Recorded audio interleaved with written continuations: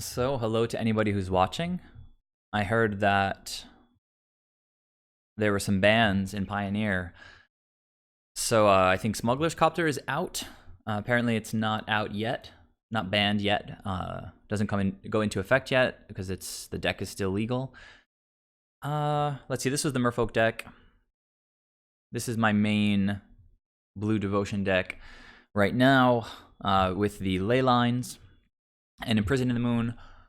So without all of these looting copters, it's going to be harder to get rid of extra ley lines. I could try replacing Smuggler's Copter with Benthic Biomancer again, since that guy has a loot effect, and see how that goes. I mean, Smuggler's Copter is just a much more powerful card than Benthic Biomancer. And the one upside of running Ben is that it makes Wizard's Retorts much better, because we can cast it for 2, since Ben is, or more often I should say, because Ben is a 1-drop wizard. So, what am I going to stream this evening? I could give Smuggler's Copter one last hurrah, one last go round. Maybe play a league. I played a league this past week on my stream with Mono Blue Merfolk, the first league in a while with that deck, and it felt pretty good. I went 4-1. It was an unfortunate loss to humans, but the rest I just won out. Like it was, I think round 1 I lost to humans, and then I just won the next 4. Well, I mean, Harbinger is a little bit better in Pioneer than it is in Modern, but I don't really like the card very much. I saw some people were mentioning Tidebinder. We'll have to see how the meta develops, but if there's a ton of green decks and red decks all over the place, then Tidebinder Mage could be totally reasonable in the main, in Pioneer. It's just a little bit annoying because I was just starting to work on this deck with all these synergies. Like being able to ditch extra ley lines is pretty nice. I haven't tried Hayashi Folk recently. It's not a style of deck that really appeals to me very much. I don't like playing with Chalice very much. I realize it can win games, and it feels good when you lock opponents out of the game, but I don't know. It's just not my favorite. I played it exclusively for like a month or so, just jamming like more than 100 matches, but in the end, I'm just not a big fan. So anyhow, it looks like Mateo, you're the only one here right now, so what do you feel like watching this evening? I could play Blue-Green Flash. I could do another league with Mono Blue Merfolk. Could try a league with the Blue-Green Folk. I could try a league with Siege Rhino.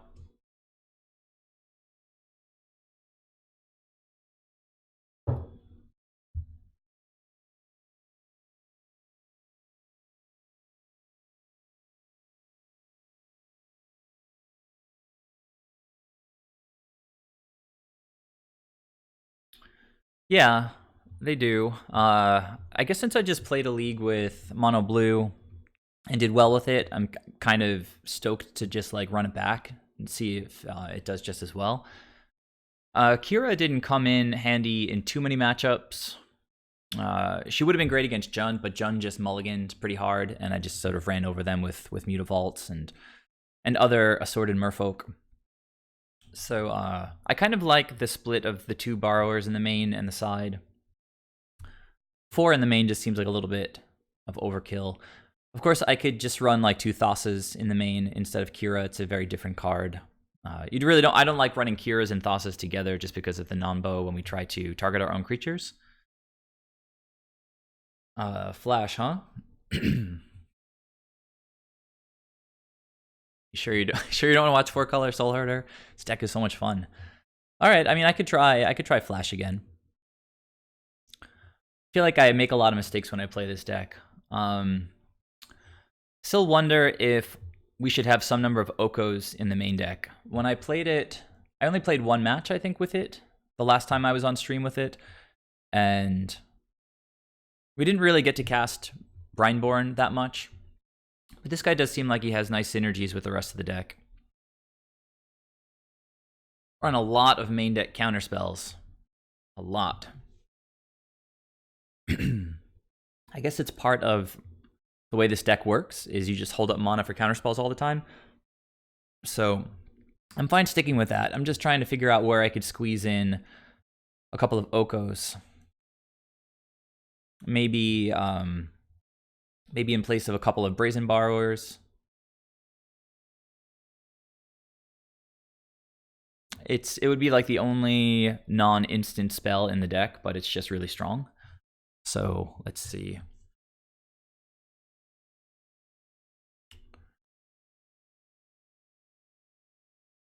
You know, we can't really get him out on turn 2, so it's not as broken as it is in Modern with the Soul Herder list that I've been playing. Goose is legal. I could run Goose, but let's see. I do like Dig Through Time. It's a lot of value. Two of seems fine.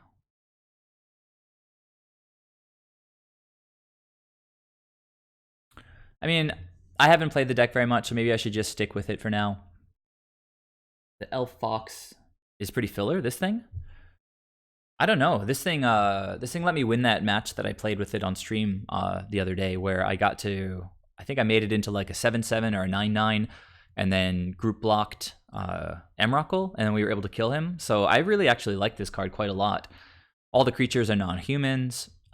They can come in at random times, so unexpected pumps.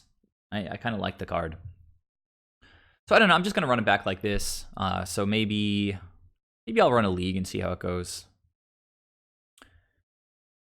Gonna try to not play very, very slowly, so that I'm not up until all hours. Not Q. I want to play a league. All right. So blue, green, flash, Pioneer League, 100 play points. Let's do it.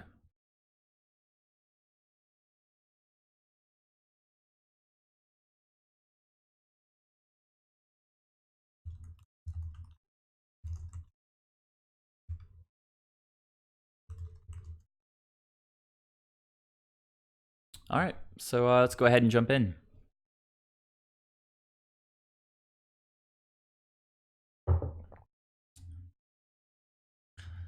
I'm 100% prepared to make plenty of mistakes. I'm not very familiar with this deck. Okay, opponent found.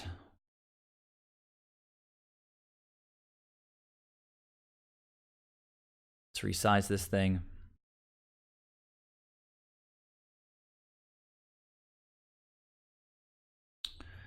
So this looks like a keepable hand, and the opponent is keeping as well.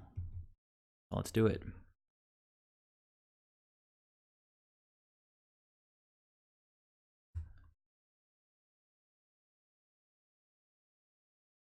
So we are looking for maybe, well, that Night Pack Ambusher, Night Pack Ambusher, yeah, is a good card. Needs another green source, so I guess we're looking for that currently. Go to the bottom with that.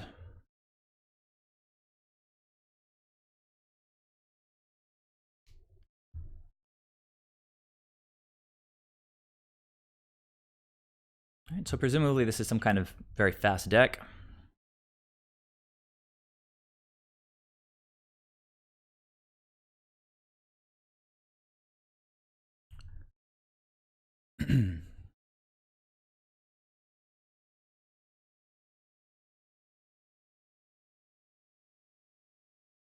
So I don't think I try to block here.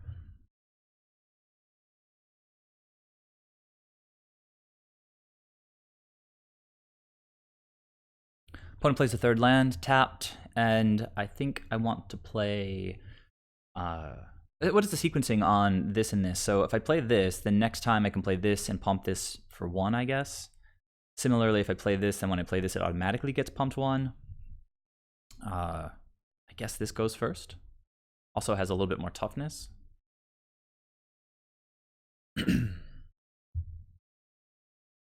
Greenland. Okay, it's pretty good, but I guess we play that now. Seems decent.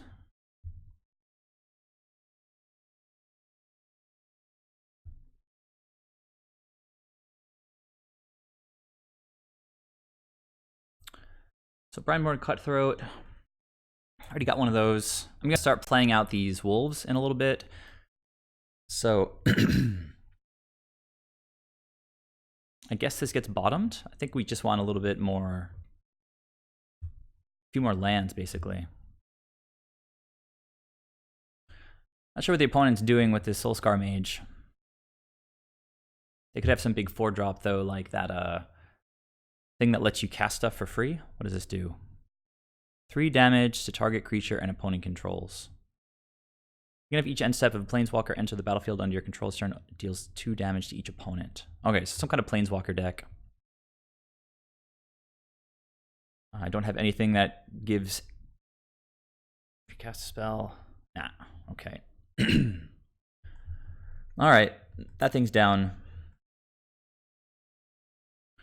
Eidolon. Well, fortunately for us, we've got a bunch of 4-drops at this point.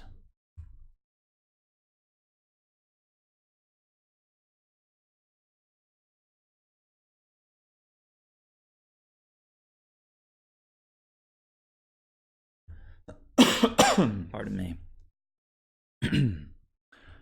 All right, so now got basically just pass again. I guess that's what this deck does.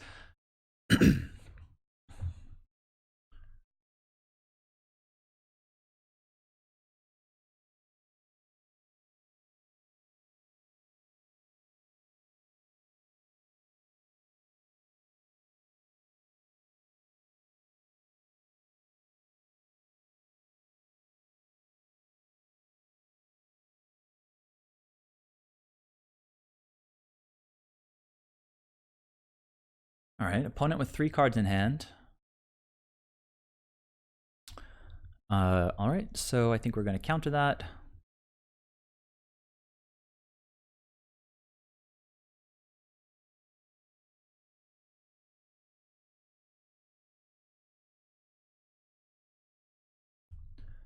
Feels pretty good.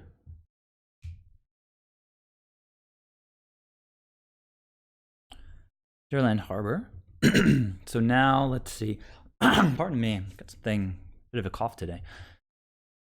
I guess we just want to keep growing this thing.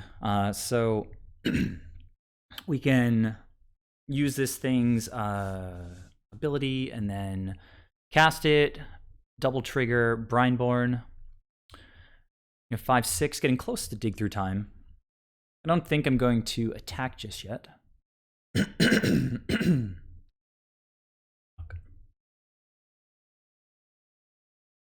All right, well, for now, the opponent seems to be drawing a lot of lands. And some 6-drop, I guess. 4 damage target discards X cards. All right, so it's sort of rough, but really not that rough. Gonna discard 3 cards. With the opponent's on 1 card, I can flash in this ambusher, start making wolves on my end step. Opponent can't really attack. Yeah, I mean, it's not really much of an option here. It's 1, 2, 3, 4, 1, 2, 3, 4, 5, 6. Can't cast Dig Through Time yet, so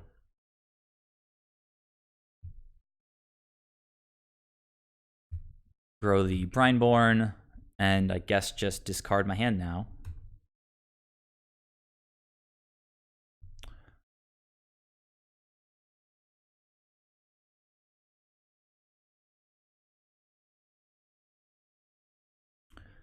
All right, Forest, not the best. So let's see. I guess we can start getting in a little bit. I can double block here. And just attack with these two things.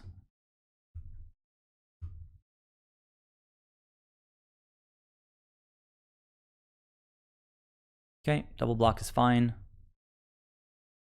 Doesn't really matter. And play the forest. Get a wolf. Opponent's not doing too well with devotion at this point. They have more. Oh, that's unfortunate. All right, back to 0.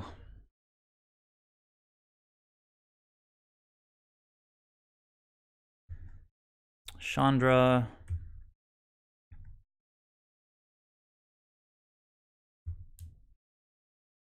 Silscar Mage. It's kind of annoying.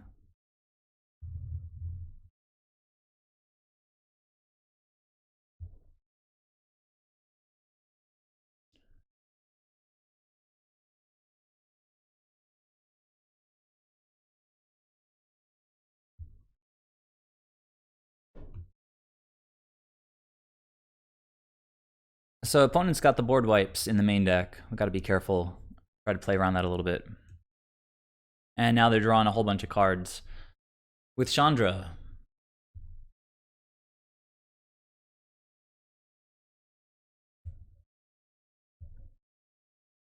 This thing has reach, but it's kind of little right now. I imagine they're going to exert, which should hopefully give me a little bit of time.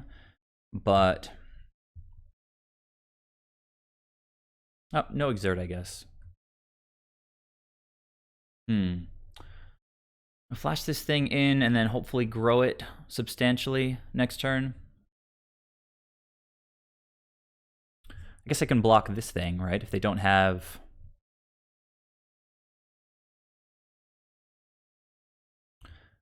yeah, I don't know. I guess we try to block the Soulscar. It seems like they're F6ing here.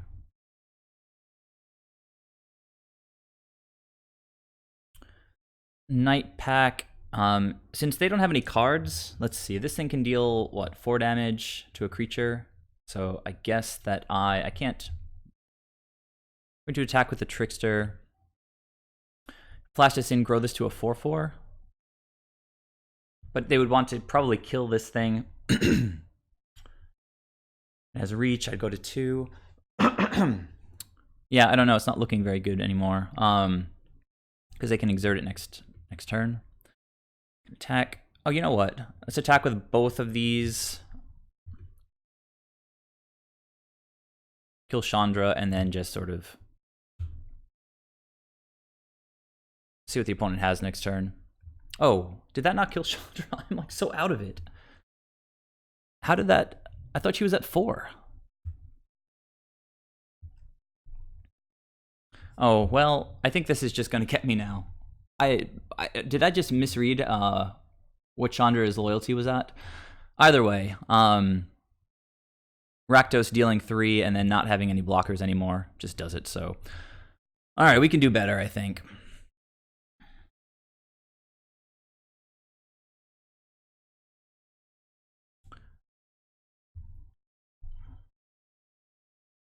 The thing is, if the opponent attacked with the Glorybringer that turn, and I had the reach guy up, he could have just exerted and killed him.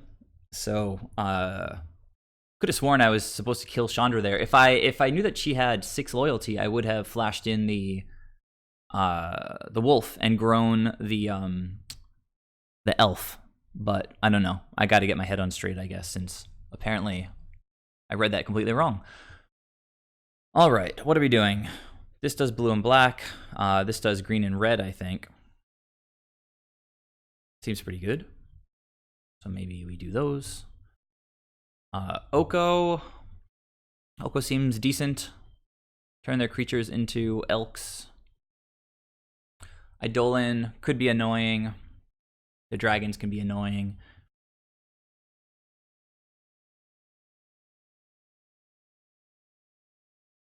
They don't seem to have too much spot removal. They have the Glorybringers. Mizium Mortars can be non-overloaded. Don't know if I want to bring in any number of Shaper Sanctuaries. Brazen Borrower doesn't seem that amazing. Like, I guess Ether Gust is similar, but it lets us put it on the bottom of their library, which kind of effectively just gets rid of it forever. It's kind of like removal against these decks.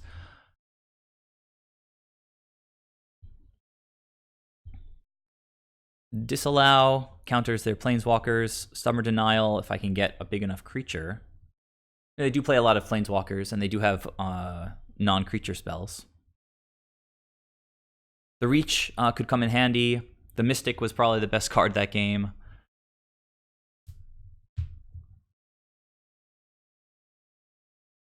Are you talking about the Exert? Because if I left back the Elf, they would have attacked.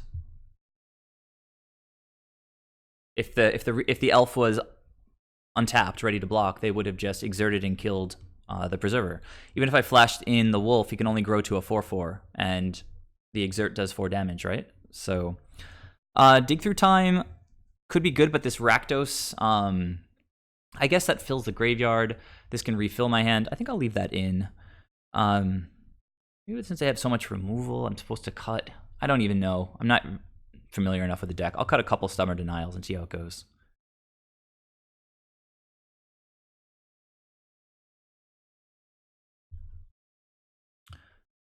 Yeah, let's see.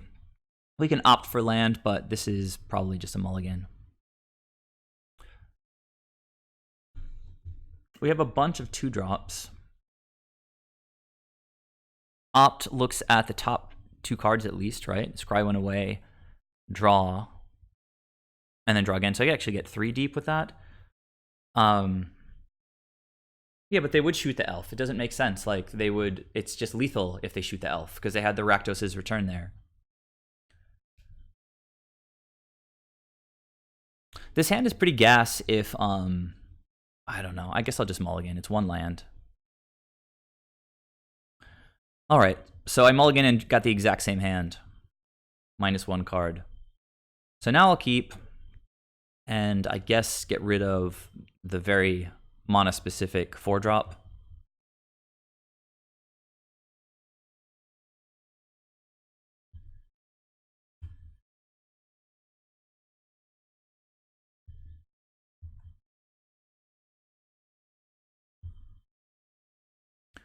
All right, so that's going to go away. Land is okay. Hinterland Harbor is pretty nice.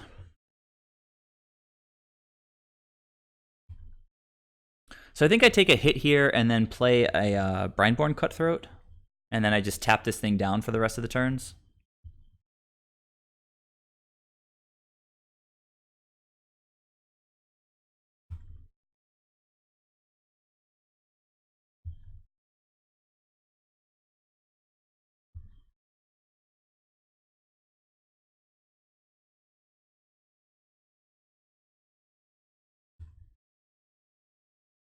Well, we drew our lands.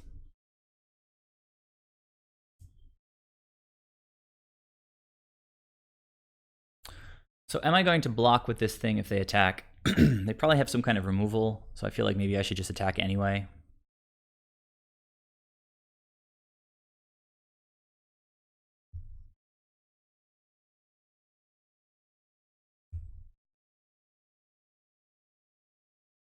All right, I kind of like that. So now I'm in the same spot where if I want this thing to grow, I should probably, but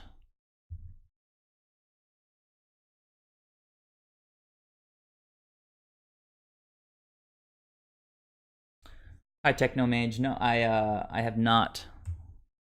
I've not looked at any Twitch add-ons. I could totally do that. What is the opponent going to do here? Let's pass. All right.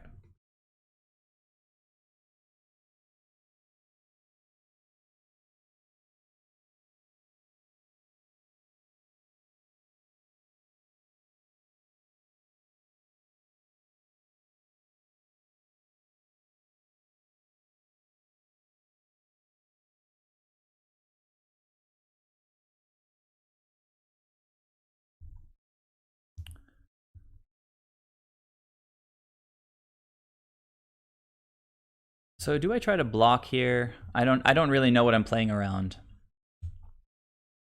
Like if they shock this guy, it grows him, and they end up just trading. It doesn't seem amazing. I'm gonna block anyway. Yeah. Opponent's just playing kind of loose.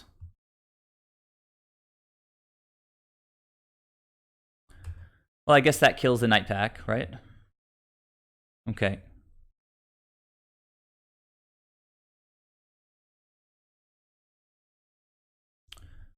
All right. So a lot of removal. Maybe in hindsight, we should have brought in the sanctuaries, Shaper Sanctuaries. And now I'm just flooding out. So we started with 1 land, and now we've got 6 lands. Not the best.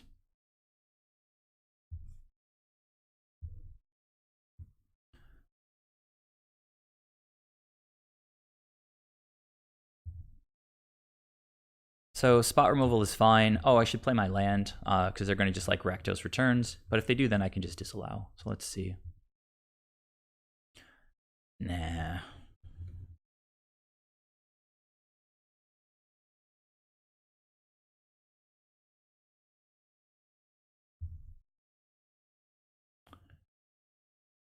All right, so if Rakdos returns, Rakdos' return doesn't make me actually discard anything. It's not the best spell. So this has reach, but not big enough right now. All right, so they're exerting. Gonna have some time, I guess, to grow this thing. This is actually kind of flood insurance, right? Because as long as I draw any other creature like this,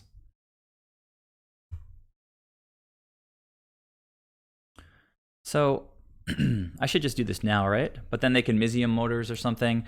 That does how much damage to my creatures? 4 damage to each, so I can flash this in now. 1, 2, 3, 4, 5, 6. Grow it by 4. So it could live through a Mizium Mortars, but they would just... I feel like I should just do the damage now and grow it so it becomes a 6/6.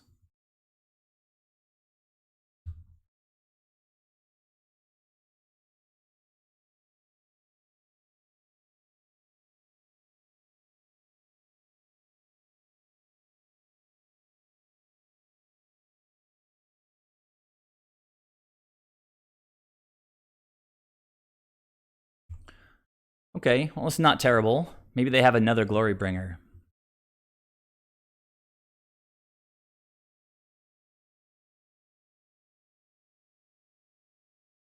Techno Mage, are you talking about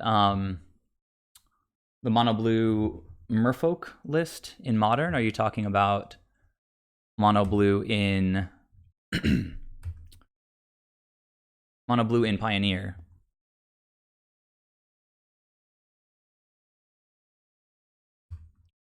All right, so Chain Whirler, but not killing any of my creatures. Okay, I don't know what's going on here. All right, Night Pack Ambusher. So this thing says at the beginning of your end step, if you didn't cast a spell this turn.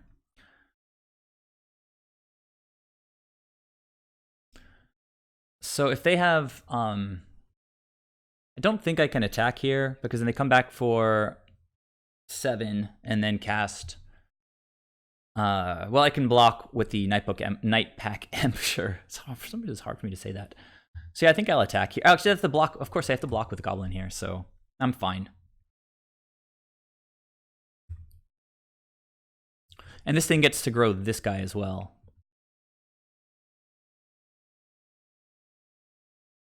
Okay, Chain Whirler again. 1 damage to me. They have a bunch of devotion now, actually. Maybe they do 5 to me and then 4 with... Let's see. No, they can't. Okay, so two Glory Bringers. Can't quite kill this guy. Oh, I guess if they they both exert on him, that's pretty rough. Jeez.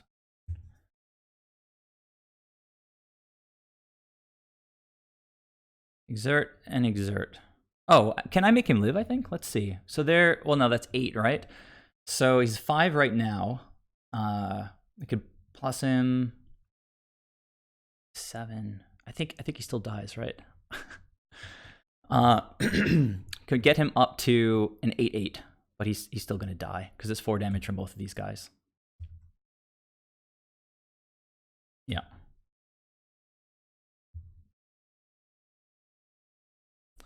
All right, so they are both exerted.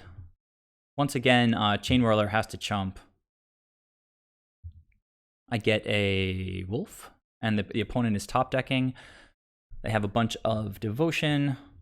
So yeah, it's just pretty much top deck time.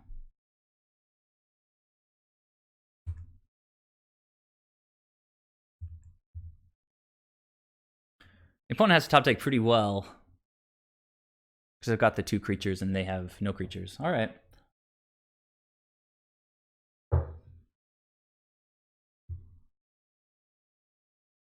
So what felt good, what didn't feel good? Shaper Sanctuary, I think we kind of want, right? Because they're constantly hitting our creatures.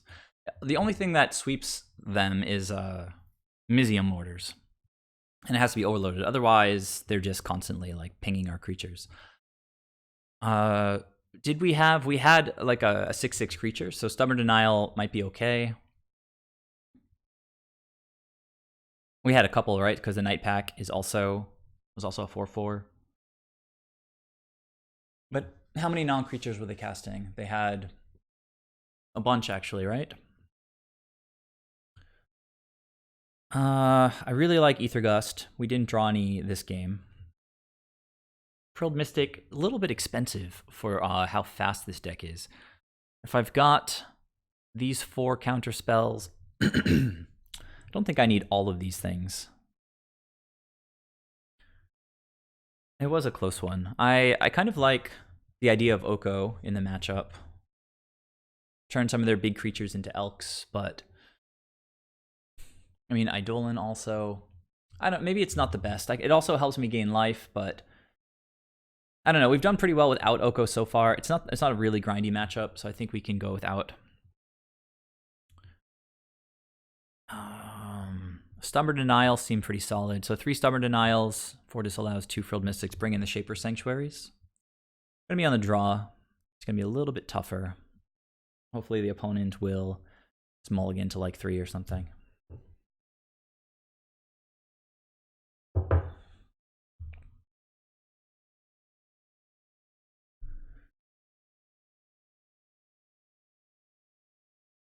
Okay, I can keep this.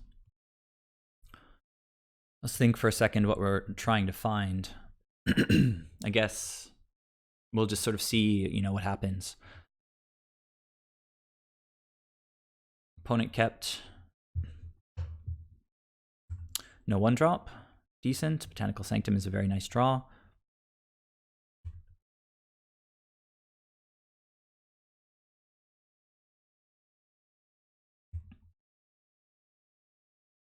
What did they reveal? A mountain? Yeah. All right, so we're going to opt. These guys are good in this matchup, right? They just kind of keep growing each other. But we've already got 2. Kind of looking for more mana here, I think. Or maybe not. Maybe we just play this one next turn, or disallow, or Stubborn Denial something, or just flash in this thing. I think I'm gonna put this one to the bottom. Okay. So here, I guess we play the Island and pass.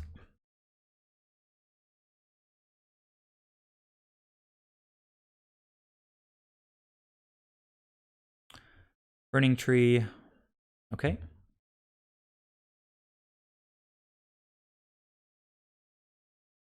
Wow. Without doing anything with... It's kind of crazy.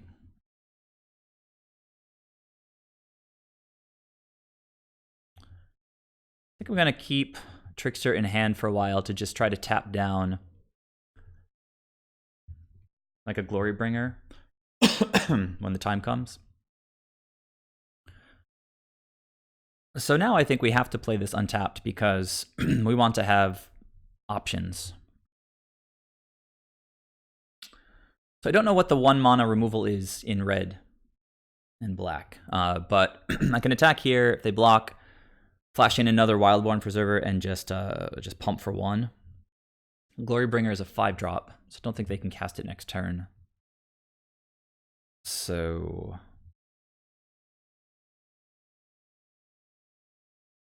we haven't seen any 1 mana removal yet, I don't think.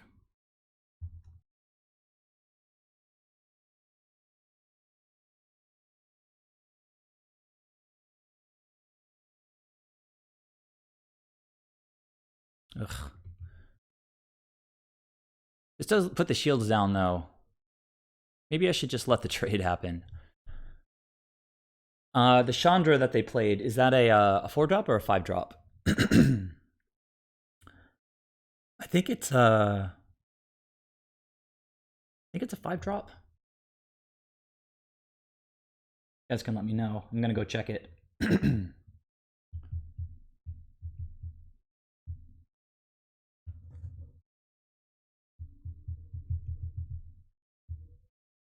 Should have checked it before I attacked.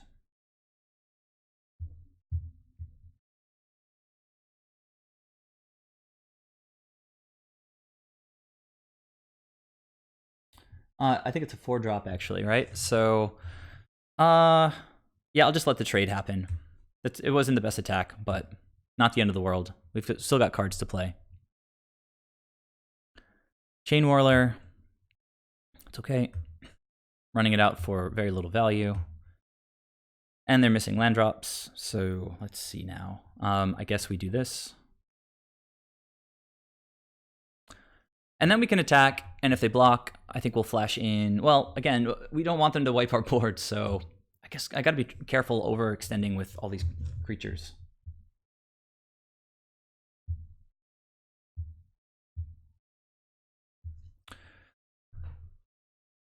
No, Techno Mage, I have no idea. I'm just playing this because I'm playing this list tonight because Mateo suggested it. So I think I'm going to continue just sort of playing slowly.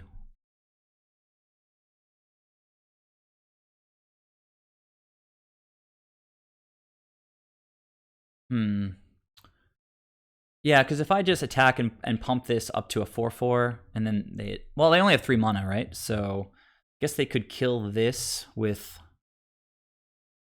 Why don't I just play this tapped and pass the turn?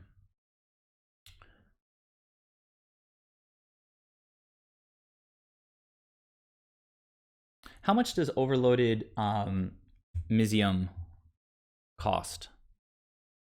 Oh, I meant to tap that thing down. I'm so distracted tonight. That was poor. But let's see if they have anything to cast second main. Unless I control a creature 4 or greater. So let's see.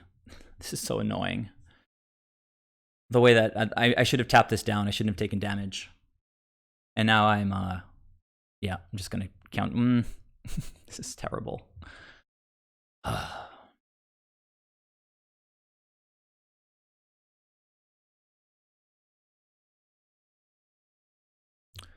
Yeah, I want this thing to live. Spend my they're still stuck on mana, so hopefully this actually does something. Well, it seems like they are. There we go. All right, so let's get my head on straight here. I'm gonna play this untapped.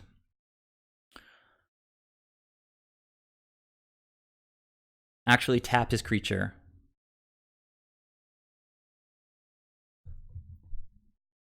Yeah, so overloaded costs a bunch, right? 6. So they're nowhere close to it right now. Although they do have, if they draw Nykthos, I guess they're pretty close to it.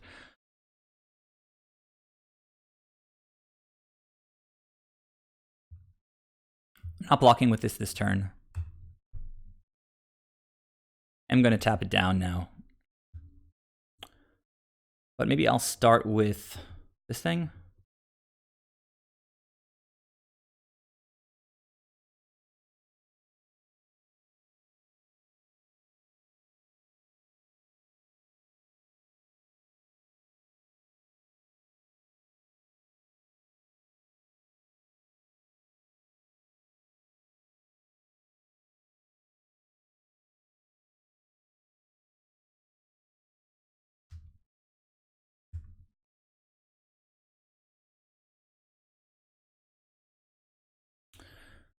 This stubborn denial is super awkward.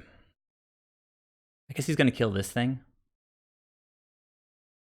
Yeah. Disallow is pretty nice.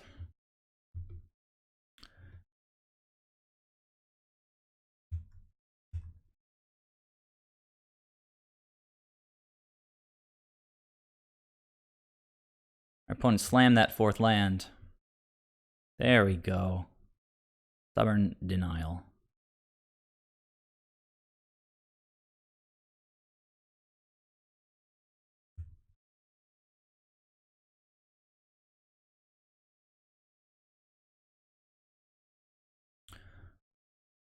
All right, it's looking pretty good.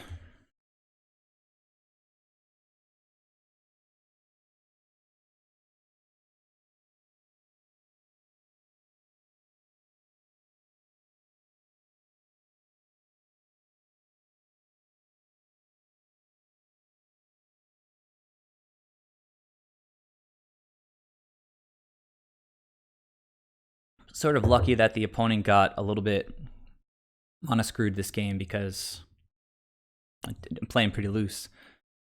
So I might as well flash this thing in now. I've got Counterspell up. I can afford to take whatever. 2 damage from my Dolan on Disallow.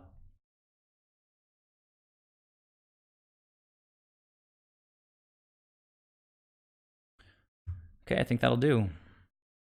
Play this first. Although, I take damage from Eidolon. They must have some removal, but I've got the Counterspell. I take 4 from... Yeah, let's see. If I draw out whatever removal they have... I mean, they need 2 pieces of removal, right? So play this. Okay. I mean...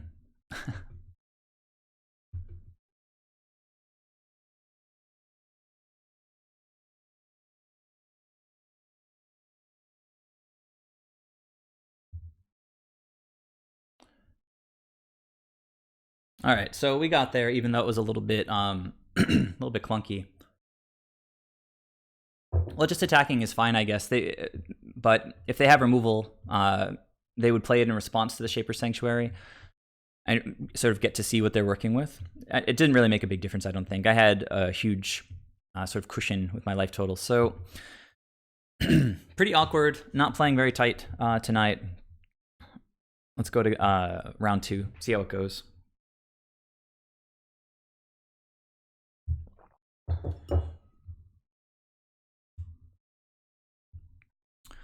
This opponent doesn't have any undefeated trophies. So, Matteo, you were saying, I think in game 1 that you thought that it seemed like a good matchup. Like, what about that made it seem like a good matchup? What's a bad matchup for Flash? I'm not being sarcastic. I'm trying to get to know the deck. I think this is only the second match I've ever played with it. Yeah, actually, that was the first time I really got to see Brineborn grow. He grows not just for creatures coming in, but also for counterspells. So, gotta keep that in mind. He does grow very fast. This looks like a pretty good opening hand. Opponent's keeping as well.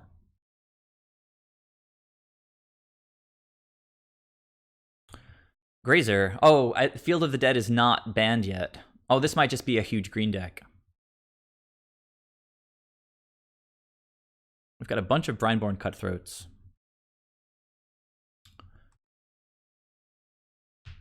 Just passing. Awkward.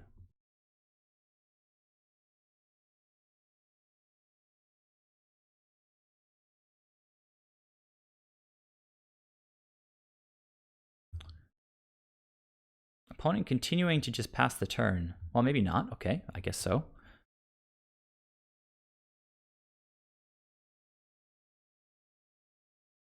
What did they keep? Just like a handful of 6-drops. Oh, the land drops have been really, really good so far.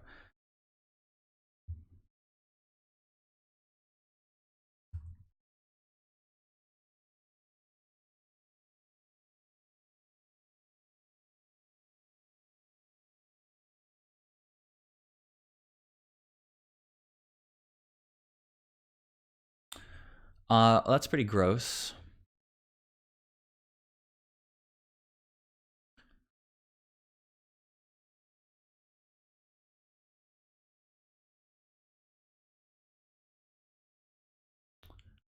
X equals 3. They don't have 7 or more lands. This, they tap 4 and only to cast if here, so add 6 mana. All right, so they use that thing, I guess, right? Yeah. All right, well, I can buff this thing. I might as well cast a Trickster, I guess.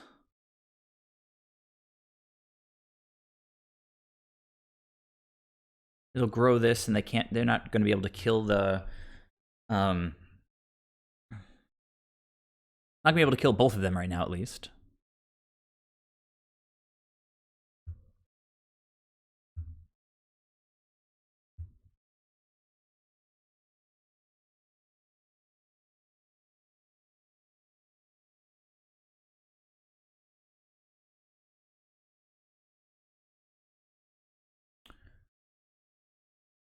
Well, it seems like a pretty decent card, but they can just pump the Ballista next turn.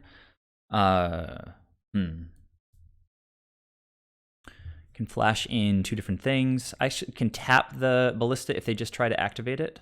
This can only be used to activate abilities of creatures, so they can. I think we attack here.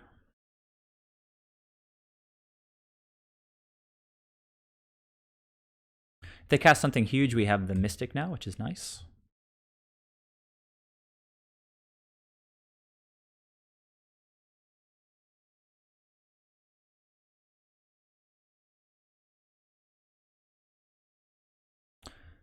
Yeah, I don't think that I want to let that resolve.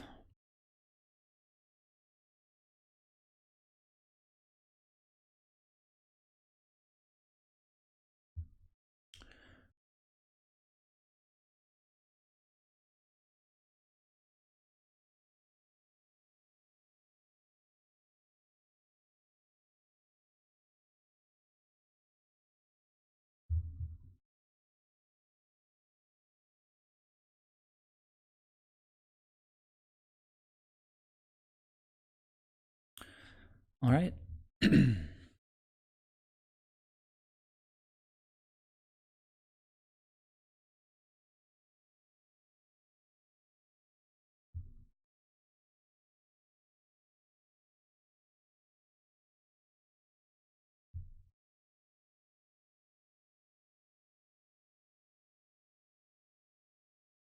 Actually, ugh.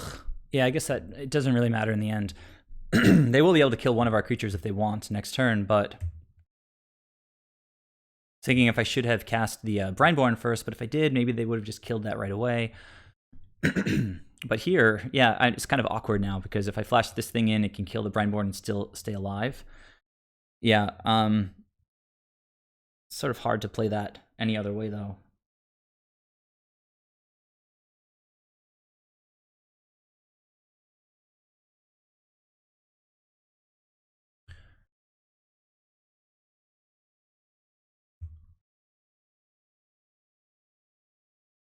Take through time, not yet.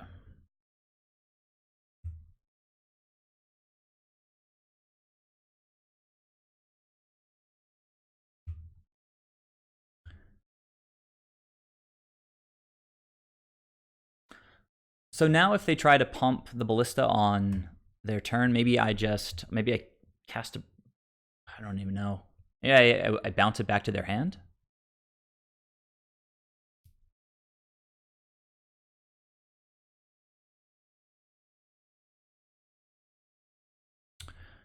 Uh, still don't have any 4-power creatures.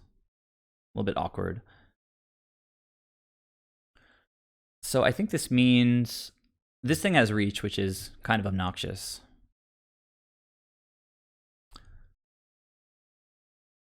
One, 2, 3, 4, 5.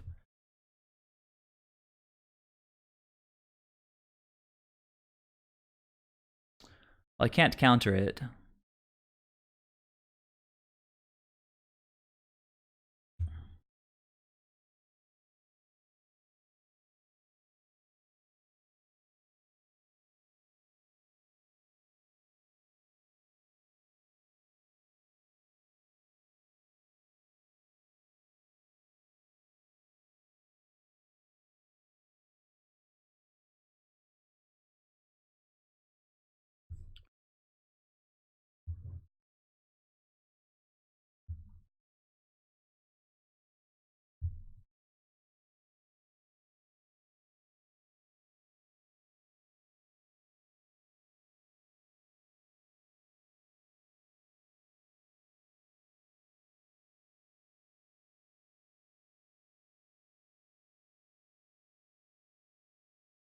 All right, so ballista down.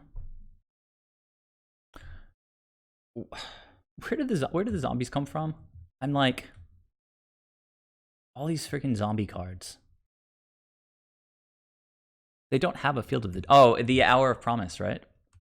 So always forget about that. Getting fairly close to dig through time.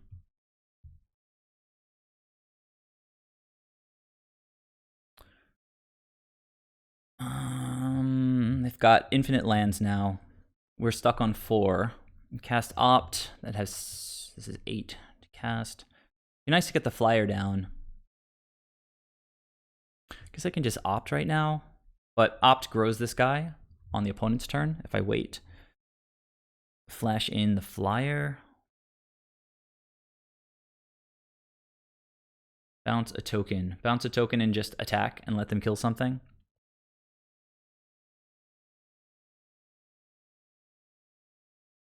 Yeah, like I said, well, but then I don't get to cast another creature on their turn. I could, well, it seems reasonable. I kind of like that line. I think it through. If they block, they'll trade with a token, take 4. No more tokens left. They only have 1 blocker, and I'll have 3 attackers next turn.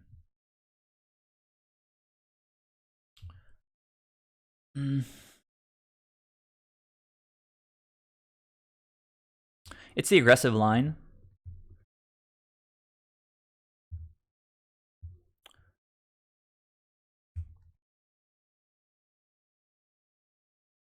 Also, getting creatures into the graveyard is not super terrible for us.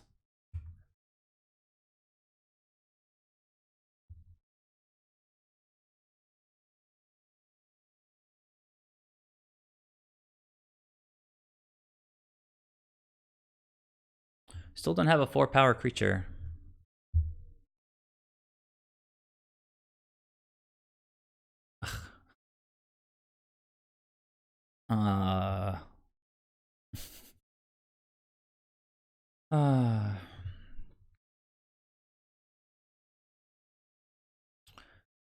So this is exiling stuff. I guess no better time to opt than now, I guess. That would have been good if I had it in hand with mana open. Let's go bottom.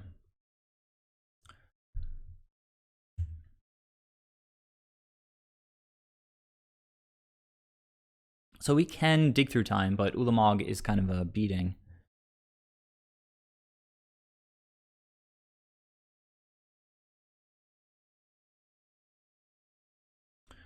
This flies, but this has reach. So we take 2 hits from Ulamog, just sort of blocking and getting the library hit. This guy can block once, and then we have 2 hits on top of that, so I can't attack this turn. They're going to start, so it's attack, and we attack, they block. Attack, we do damage, they attack again.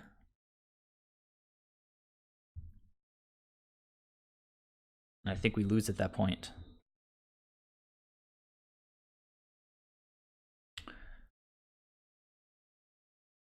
So if we don't block this and just play a bunch of creatures next turn, that might actually be the way to go. So I think I just have to pass here.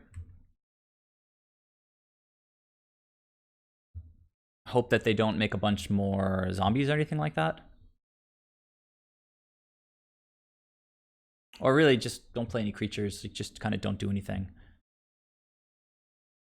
That card is banned. It's not fair. Gaining life. This is pretty timely, actually.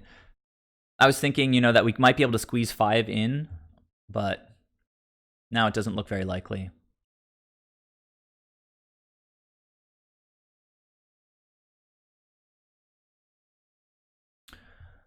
World Breaker.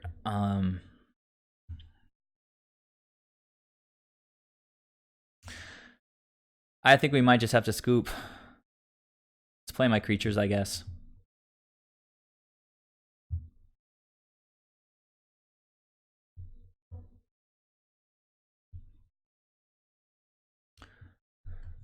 No. Yeah, this is not what I was thinking that it was at first. It's pretty makes sense that it is this. It's interesting because they're still playing Once Upon a Time, but they're not playing Field of the Dead. At least they didn't fetch that off of Hour of Promise. And they didn't attack with Ulamog. That's weird. All right, well, we don't have attacks. So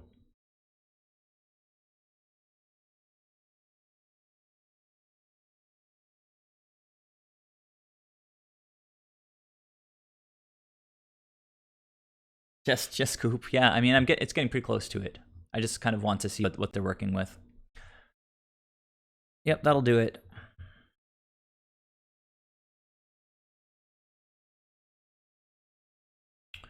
So I think that Stubborn Denial is pretty terrible in this matchup.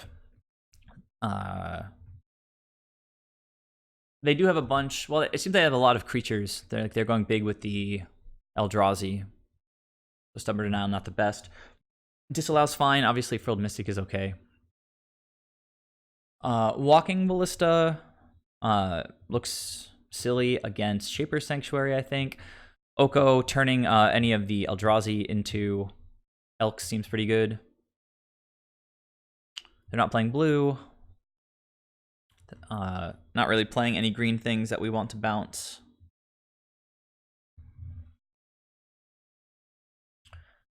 And blue or black.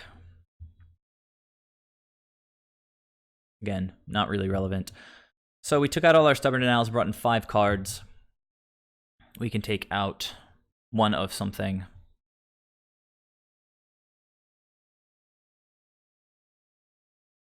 Like their creatures are like Arboreal Grazers and Walking Ballistas and Gigantic Eldrazi's with cast triggers. So Brazen Bar seems like a pretty easy cut. Also just has 1 toughness. So it's possible we just want to cut all the Brazen Borrowers. The fact that it flies is pretty nice, but I mean, the Grazer has reach anyway. So maybe we bring back in the Stubborn Denials anyway and just try to catch their Hour of Promise and keep 3 of them in.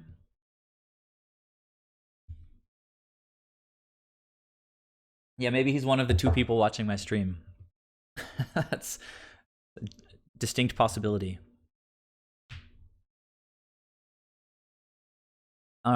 This seems playable, I guess.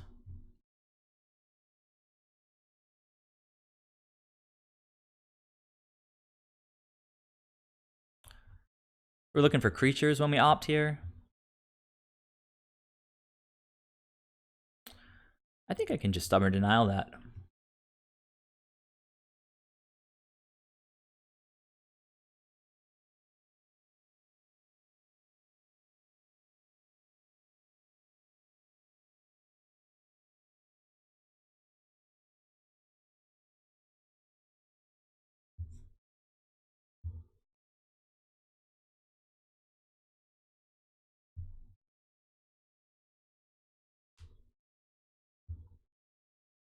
Okay, you got it.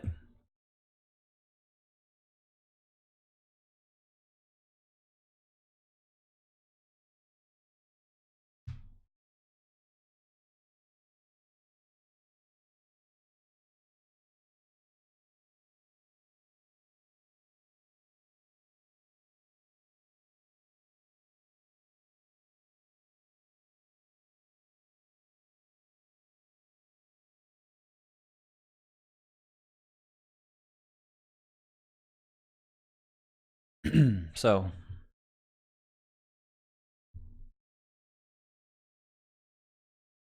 Sanctum of Ugin, Shrine of the...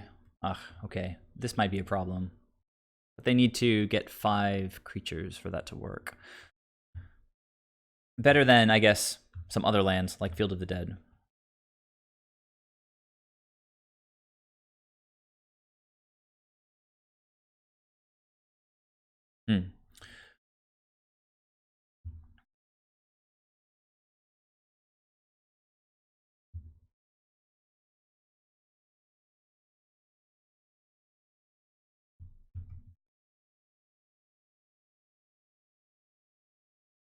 Just me and my 2/2 here.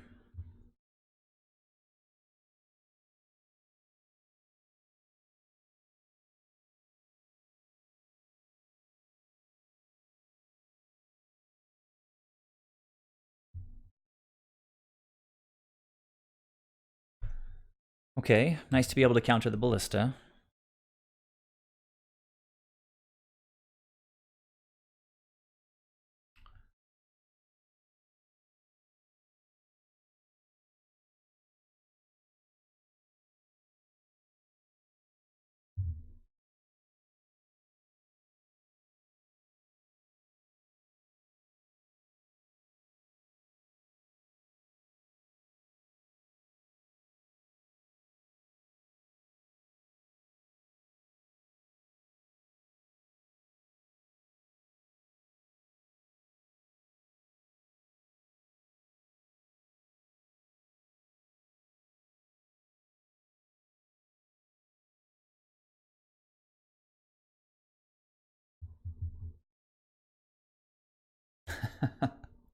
Mateo's the opponent. Maybe I shouldn't let this resolve. I don't really want to let them draw Ulamog or something again.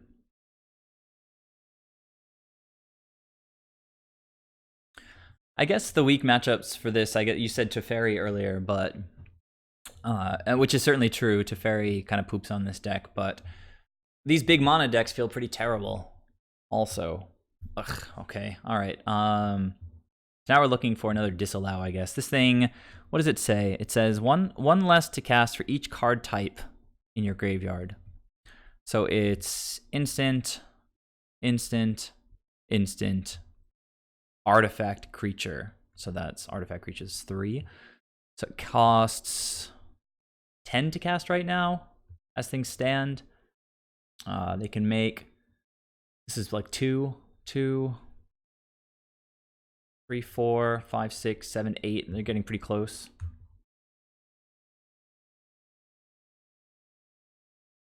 I mean, is it counterable? Okay, they get to take my turn, but I can counter it. I'm going to keep the Mystic in my hand for now.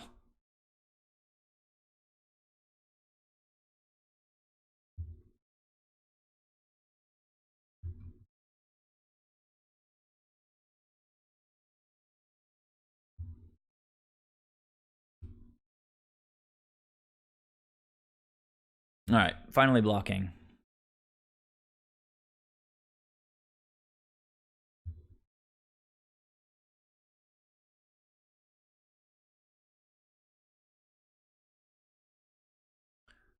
All right, so they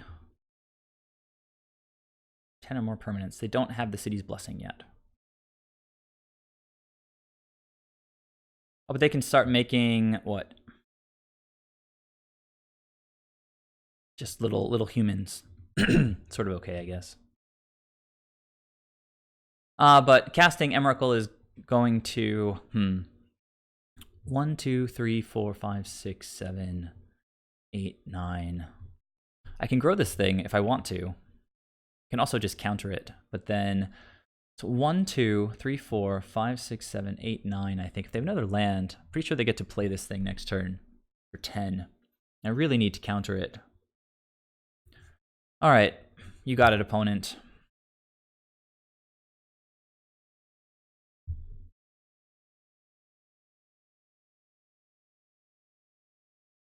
I think it would have been better for them just to make a human and block rather than wasting a card.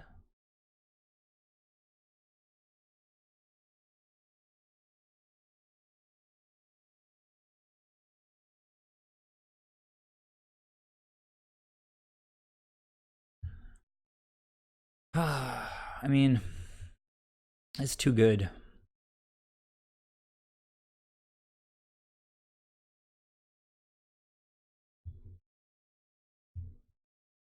Ugh. This casting cost is so clunky.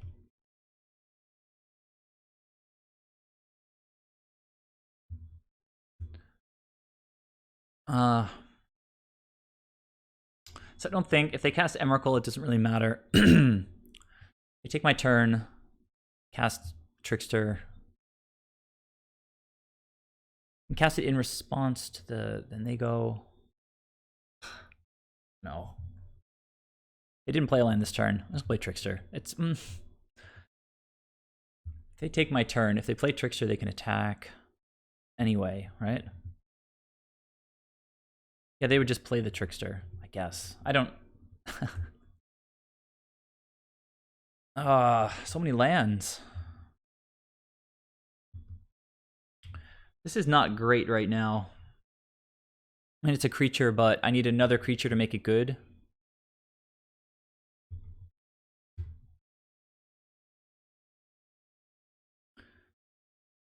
This feels like a really difficult matchup.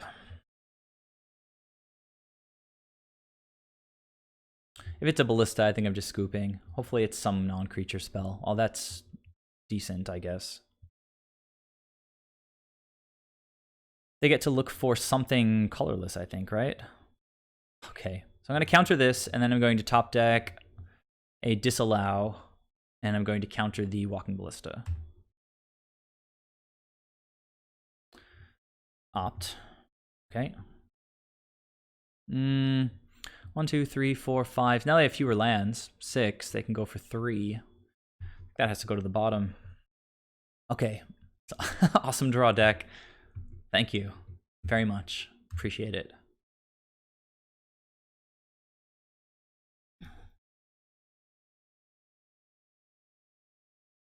So that red deck did feel like a good matchup. This feels ridiculously terrible.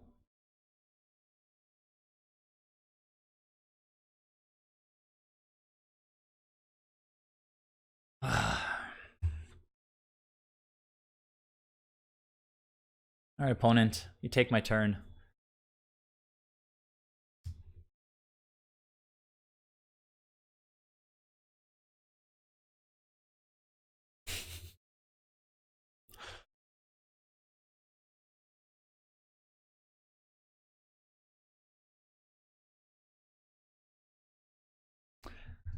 I could just scoop, but let's let the opponent have a good time.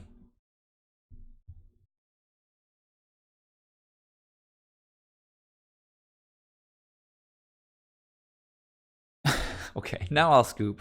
That's too good of a time, I think. Good games, opponent. This league has been weird so far. I don't know. Pioneer's a strange format. I guess even though Field of the Dead is banned, you can expect to find these kinds of grindy, big mana decks. All right, on to round 3. Let me get some water.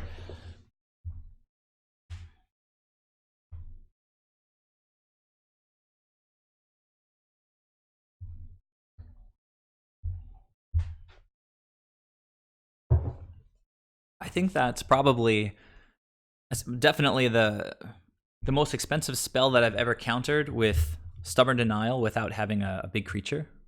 Like, the opponent had 8 lands, they cast Ugin, and I just Stubborn Denialed it. That was pretty good. Come on, deck. Deck program. There we go. Okay, Swarm of Bloodflies is the opponent's name. 5 lands. It's pretty bad. I just knew this was going to happen. This deck has been mulliganing like crap. I get to counter a bunch of things that... This is still too bad. I need to mulligan again. All right, well, we can work with this, I guess.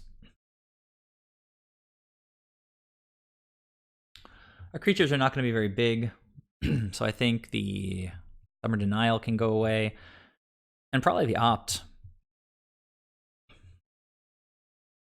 It's a good old creature beatdown.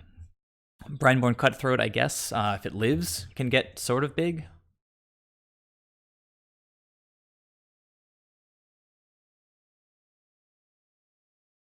Opponent is thinking.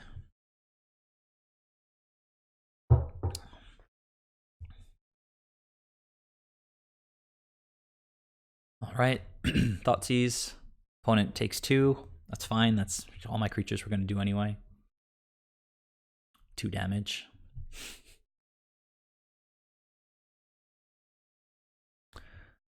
Yeah.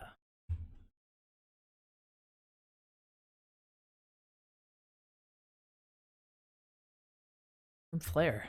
Feels like I'm playing Modern.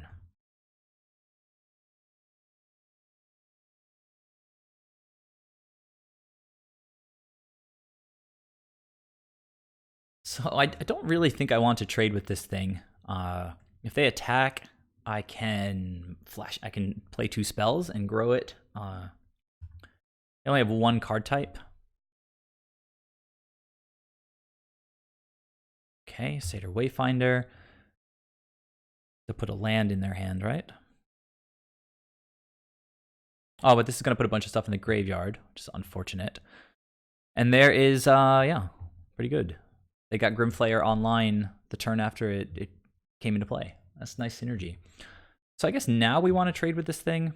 It's still going to hit me, though, because I'm going to be a 4-3, I guess. Let's opt first. Maybe I can just bounce it if I draw.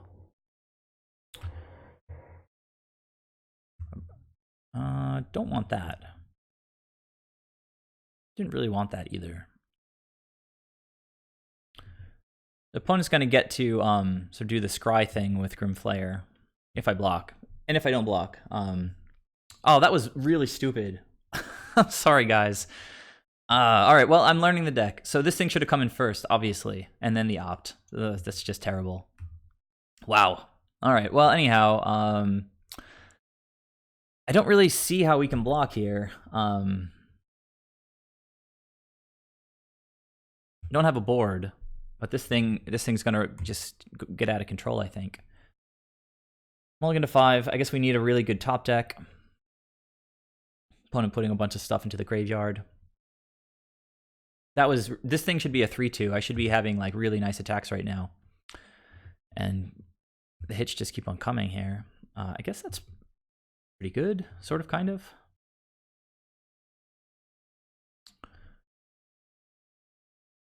I mean, it's a creature, right? But we're not going to draw it until next turn. Then we have to cast things after it. It's a little bit slow. Yuck.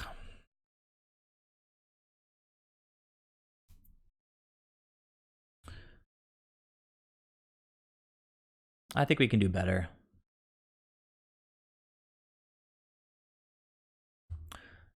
That sequencing with opt was really poor, but I guess I was thinking, as I mentioned, that I could have opted into Brazen Borrower.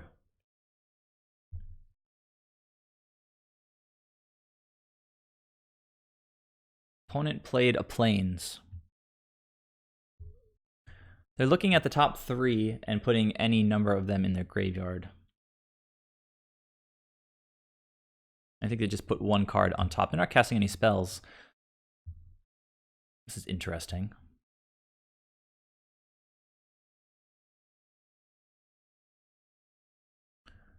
I guess countering that seems sort of okay. It doesn't buff the Brineborn Cutthroat.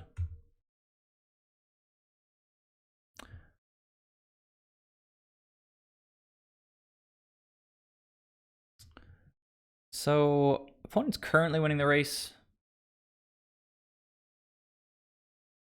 Or no, I guess I'm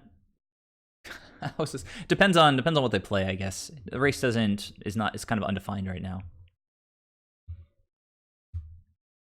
Okay, so they get whatever creature they want now. Maybe it's like a Siege Rhino. And then at least we get to see a Siege Rhino. Oh, look at that.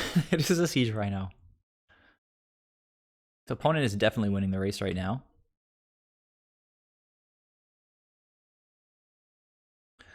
Stubborn Denial seems poor. I have to say, I'm not really crazy about Stubborn Denial in general. Opponent puts 2 cards on top of their deck.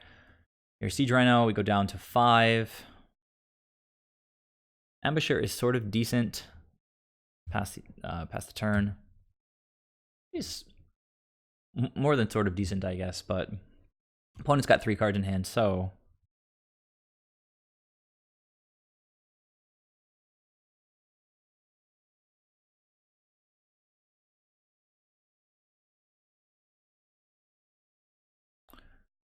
all right, both of my dudes grow a little bit. And then I guess we'll do some blocking.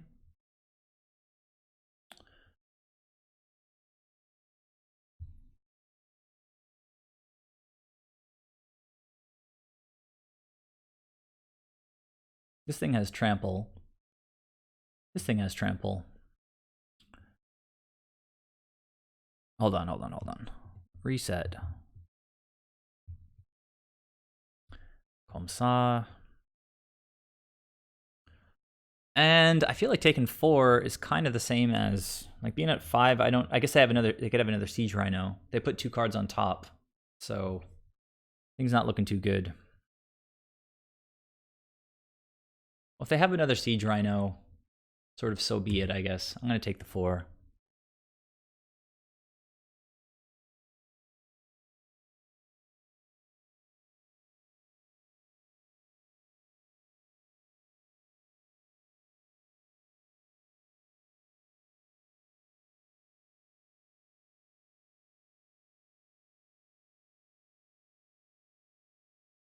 I kind of love Siege Rhino being in Pioneer.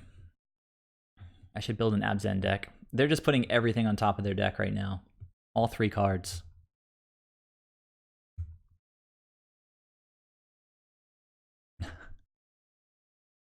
Okay.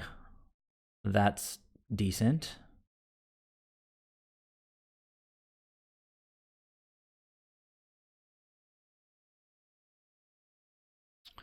I could attack. I'm gonna have a 3/3 wolf.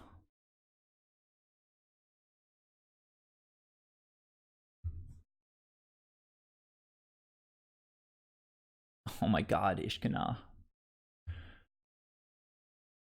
This is getting out of hand.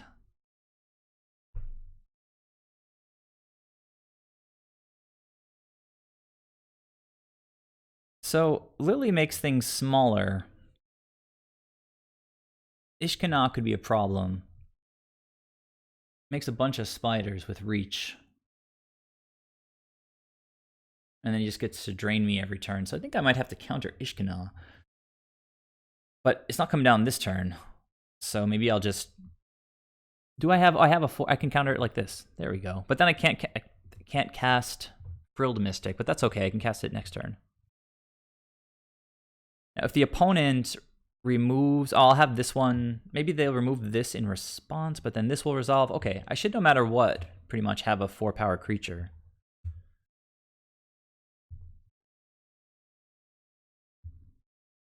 I am at 1. Alright, opponent just passes.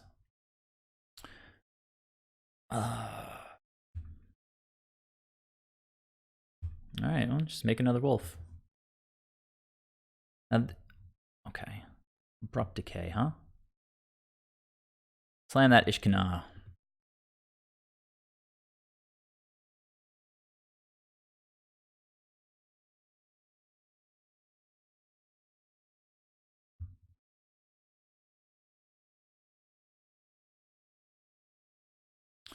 Alright, that's pretty nice. Opponent onto 0 cards. We know that Abrupt Decay is on top of their deck. It doesn't really do much against... Well, I guess it kills our Brineborn Cutthroat, which is rough.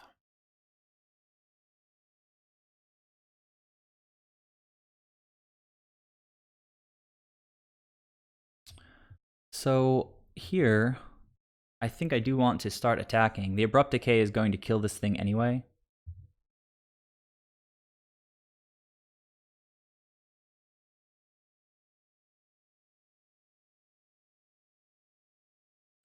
I'm going to leave the wolf back for now.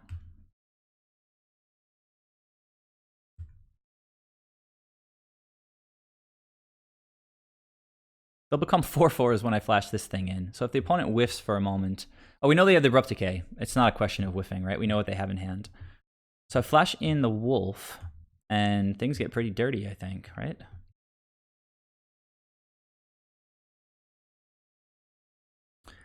Can't Abrupt Decay my wolf. Yeah, alright. The opponent scooped. That was pretty good. I managed to sort of sequence my counterspells correctly. Okay, so let's bring Oko in. A legitimately grindy matchup. Still not playing blue, so Mystical Dispute. This is for blue or black. So Lily is black. Grim Flayer is black. so seems pretty good. Ether Gust also seems pretty good. Shaper's Sanctuary seems pretty good. They have access to a lot of removal, right, in their sideboard, I would guess. So let's see, at least 2 of these guys, maybe more.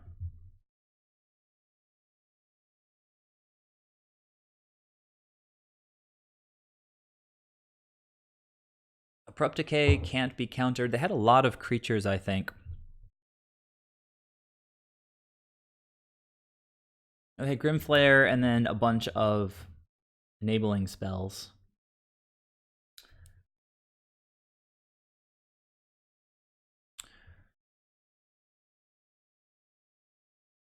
Nightpack Ambusher is a really cool card. I like it a lot. Bounce is not great against this deck, I don't think, and they can make a bunch of spiders with reach, so I'm gonna take those guys out. Maybe I'll bring in all 3 Shapers. Ether Gust.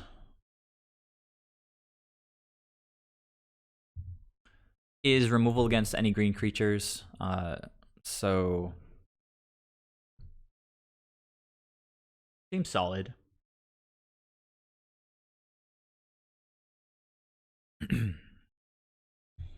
Summer Denial. Good in the early game. But we're on the draw here, so we can't like counter Thoughtseize or something, so let's try taking those out.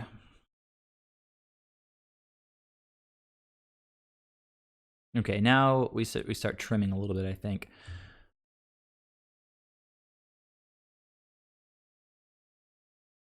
When Lily targets our stuff, Shaper's trigger, so I like that. Maybe we didn't see too many creatures. We saw Siege Rhinos and stuff like that. So, keep that in and cut a couple ops. Cut one of those, and I think just run it back like that.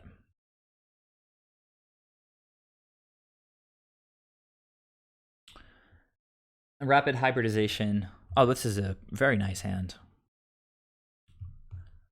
And I think this is the first mulligan any opponent has taken against me today, so I'll take it. I'm going to lead on Forest, then Hinterland Harbor, then Botanical Sanctum, I guess.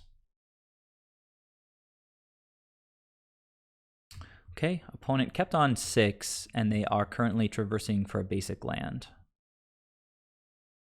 You got it, opponent. Oh, that was that's amazing. Good job, deck. Feeling good in game 2. Tater Wayfinder.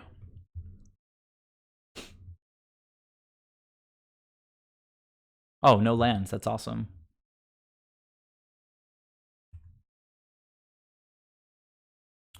All right, so play the Hinterland Harbor. Oh, that doesn't really matter. I'll just play the Sanctum now. And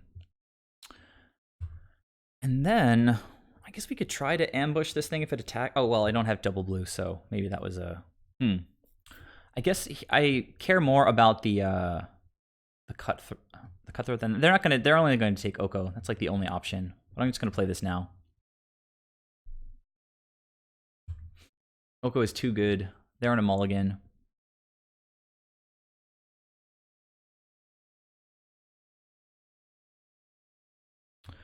All right, so now they get to get a creature. I imagine they might still want to get a land because it looks like they might just be stuck here.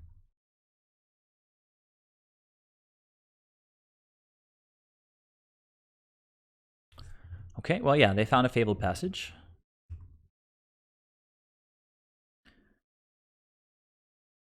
Okay. Good hand is good.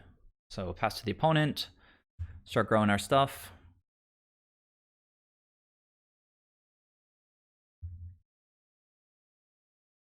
I wonder why they chose Fabled Passage and not just the plains itself. I guess it gets a land into the graveyard, but they already had Delirium, I think.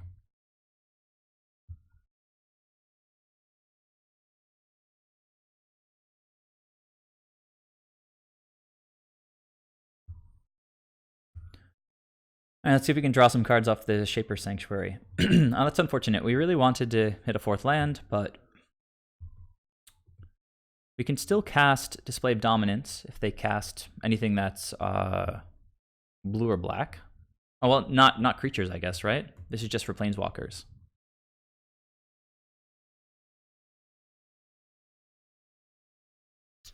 Rough. I kind of forgot that this was... It makes sense that it's non-creature. Permanents you control can't be the targets of blue or black spells. Right. Got it. All right. Now we need to draw a land immediately.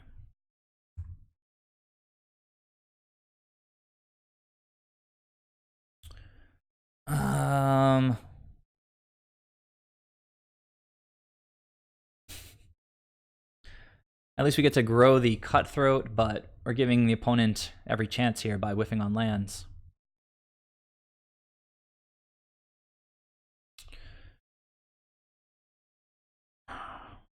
Okay. Oh, well, I get to destroy that thing. That's pretty nice. And, well, let's see. Can't be the targets of blue or black spells. Also just counter it. Let's see what they do with this thing. Oh, interesting. Destroy this. So I can say permanents you control can't be the targets of blue or black spells. And then...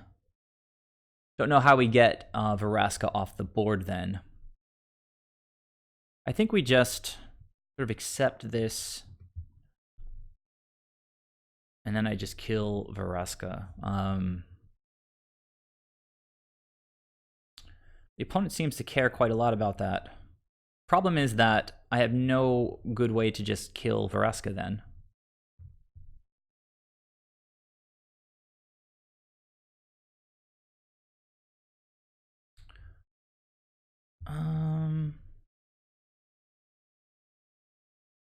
This is fine, I guess.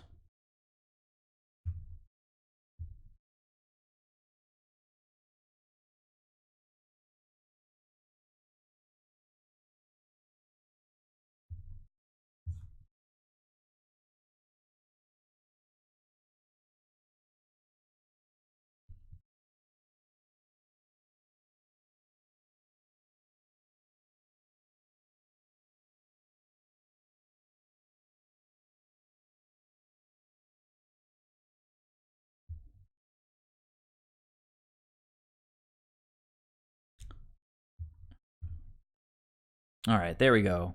That was a good draw.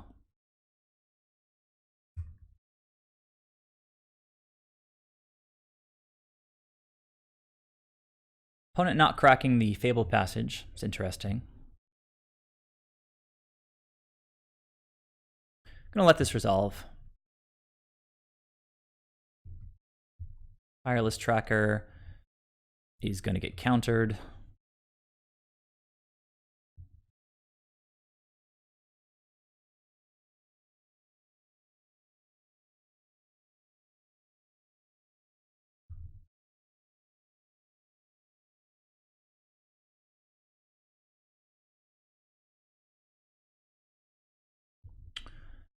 So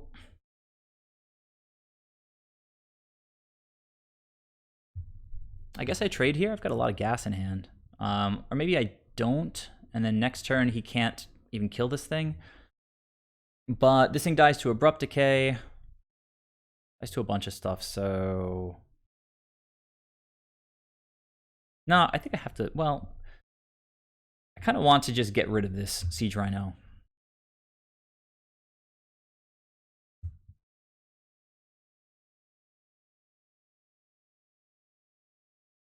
All right, well, that was interesting sequencing, I guess. They... Here... Okay, I think... We're not going to block with these guys. So... Attack...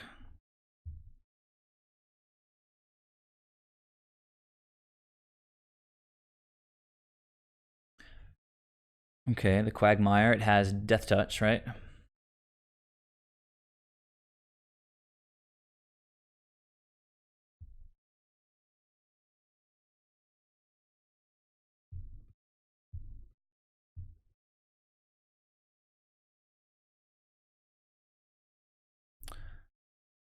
All right. You got me, opponent. I take 7. Now I can't really block anymore. They're on 0 cards. I mean, I can't really attack that well anymore. I could attack with one of them, and I have terrible blocks. Otherwise, I think I'll just... kind of annoying.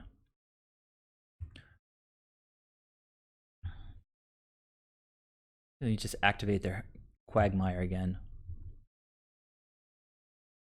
Did they just draw another sweet piece of removal? They're attacking like they did.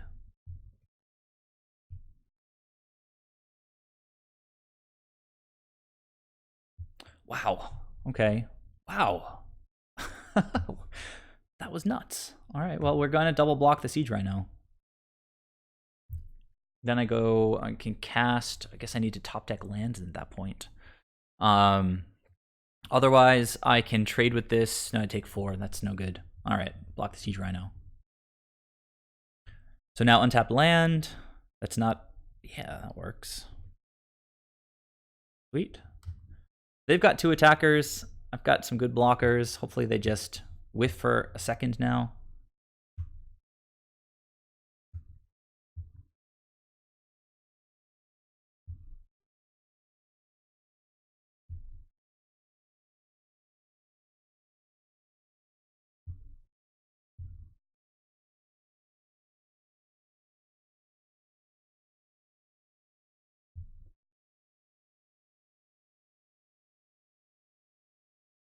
All right. Bring it home. Bring it home, Wolfie. I don't think they have any hasty dudes, so we attack. I get a wolf anyway, right? So...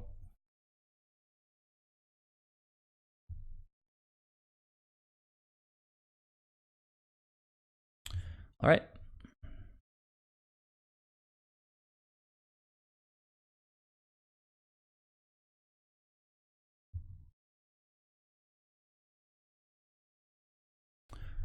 Wolves are just 2/2s now. They lost their lord. Opponent draws land. Seems like they have a land in hand.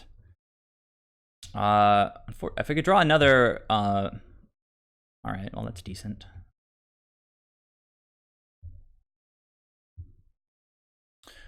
And I don't think they have any hasty stuff, so if they get at us with haste, then... Okay. It was a pretty fun match. We got to use... What was that card? Display of Dominance. It's pretty good against Black Planeswalkers.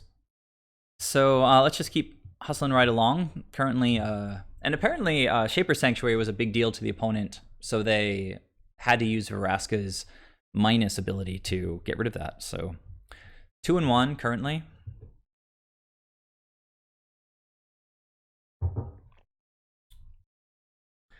Technomage, why do you think that rapid hybridization would be good? I mean, it's kind of like removal, I guess, so that's part of the point, but it is an instant, so it would grow, and it's a non-human, right? So when the beast enters the battlefield, or lizard or whatever enters the battlefield, then it would trigger the elf archer. Seems like there's some synergies there. Right, so making up for my mulligans earlier, the opponent is now mulliganing.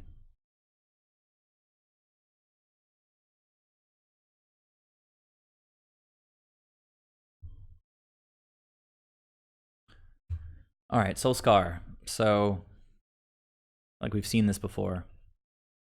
We're gonna get to start tapping it down, hopefully hit some land drops. Hopefully the opponent kept 1 land.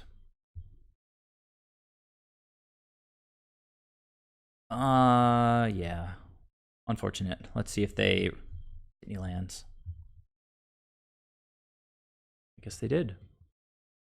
Another Soulscar Mage. Disallow.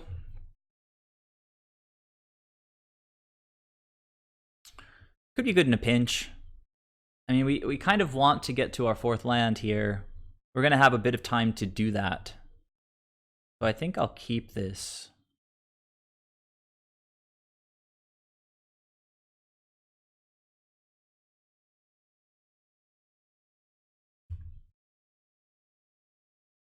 So I'm going to just Trickster one of these things, and maybe they'll spend a Lightning Strike on it or something.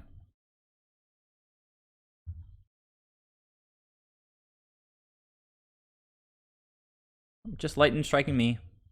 Straight up, like, main phasing it. That's cool.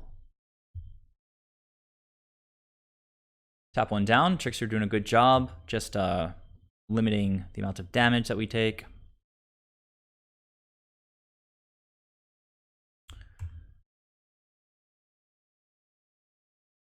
Stubborn Denial is a pretty good one, too. Did draw that 4th land. We'd love to be able to untap and play 2 spells next turn, so I think I'm going to sort of go offline with Disallow for the moment. I mean, yeah, Disallow, so I'm going to play this tapped.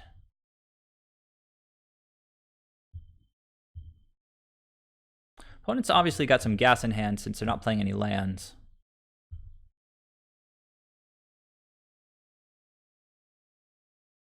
Could play 2 life. What is that going to get me? It's going to let me hold up Disallow and potentially Stubborn Denial if I flash in Trickster. When I flash in Trickster. Stubborn Denial seems pretty good since they are kind of stuck on lands. Let's do it.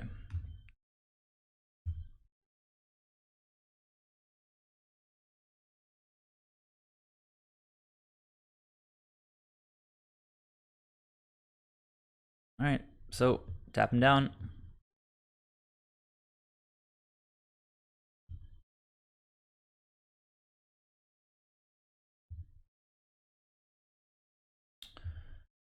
And I don't know. Blocking doesn't seem awesome here.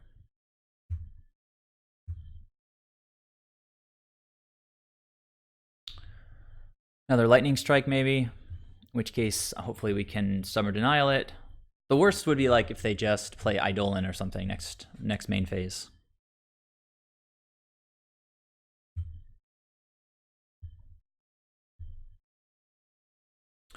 Light up the stage. Okay, that's gonna resolve, unfortunately. Bowmat Courier, I can't counter. I can't counter any of this stuff. Alright, so that was a mistake, but live and learn. Alright, well they're still not playing lands.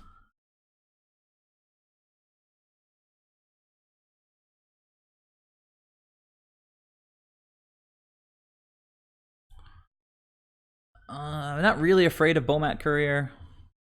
Kind of afraid of these Soulscar mages. Might look to sort of double block one, counter something with Frilled Mystic.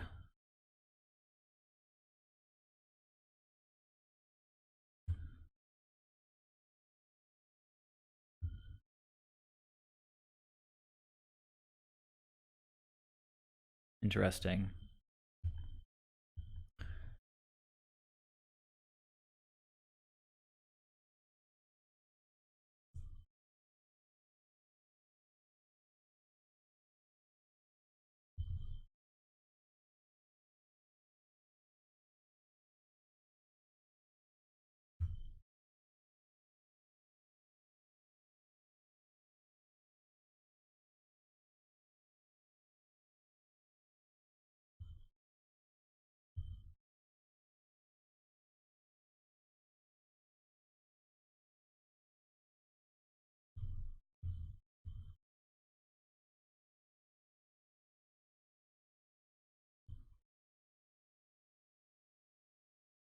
Still taking 4. I have a bunch of counter spells.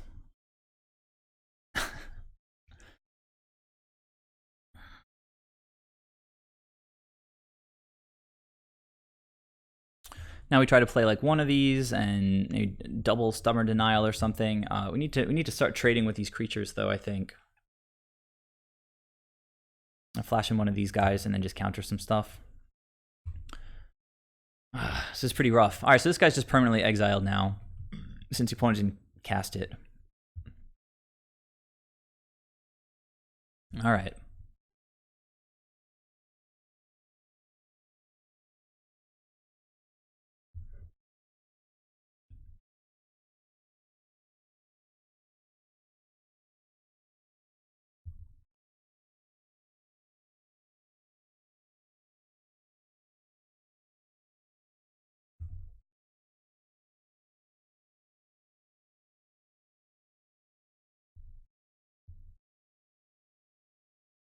Opponent keeps trying to get me with this. It's not gonna work, opponent.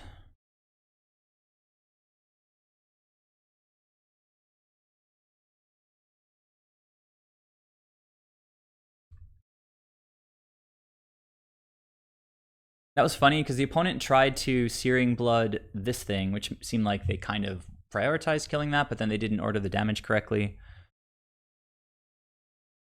Okay, so most of the creatures have haste, although Soulscar doesn't. I could just flash in a creature, so I'm fine. I'm going to attack here. Let's see what they have.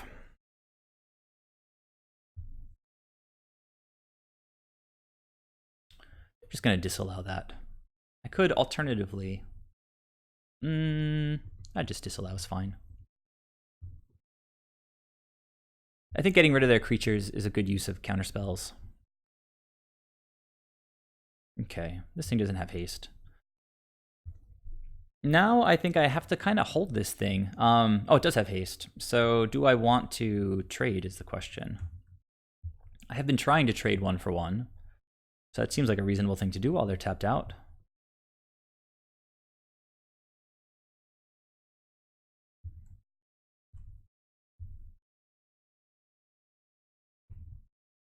I just want to rip like a gigantic wolf off the top now. Not what I was hoping for.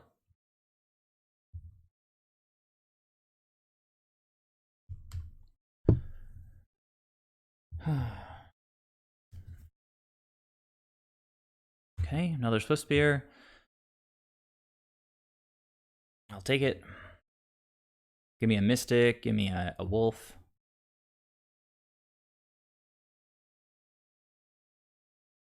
Nah.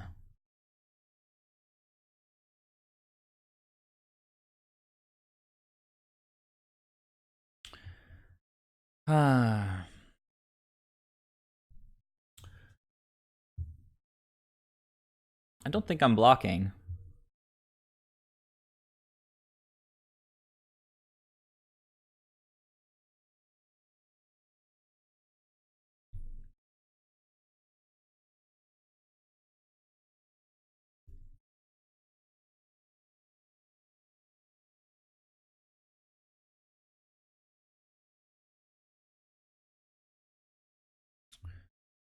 Okay, Wild Slash.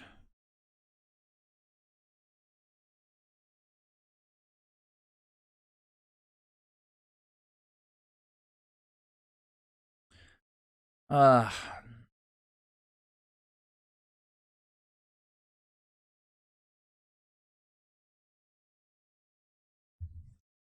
Now I think I have to throw this in front of the Swift Spear, and maybe they have a piece of removal. It would make sense. Let's see. I'm gonna block. See what they do. Okay, to my dome, then my creature dies. So it's the only way to stay alive, I guess. Opt for Gigantic Wolf. There's the Gigantic Wolf.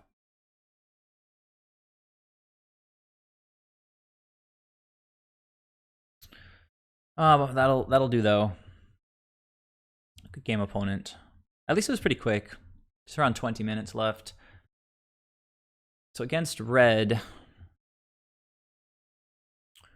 they were going after our creatures pretty hard, so maybe a couple of these things. Ether Gust seems like it's just the nuts here. Oko can gain life. Take away prowess.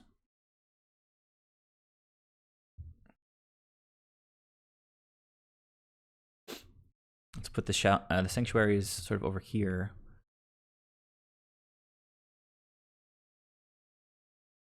have a feeling they're just going to bring in more, right? Like they had all those searing bloods and wild slashes. So Brazen Borrower, good at bouncing prowess creatures that have been buffed. Dies pretty easily. Stubborn Denial seems solid. They probably don't run a lot of lands. But they do deal with our creatures, which makes the Wildborn Preservers kind of worse, I guess. I don't know, but these guys can grow out of the range. I do need to take some stuff out. Disallow is a little bit heavy, I guess. Dig through time, definitely slow.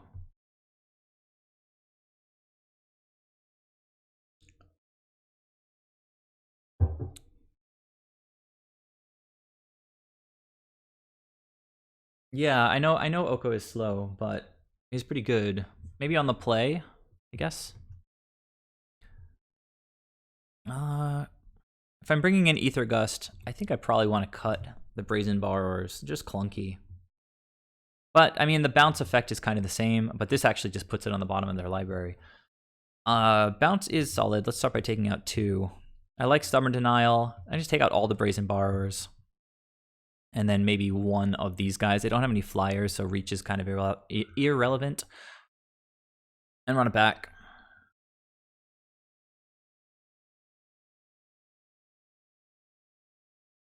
Okay. Very nice hand.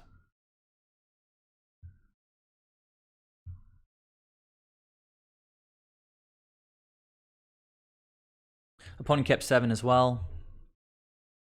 No 1-drop. Interesting.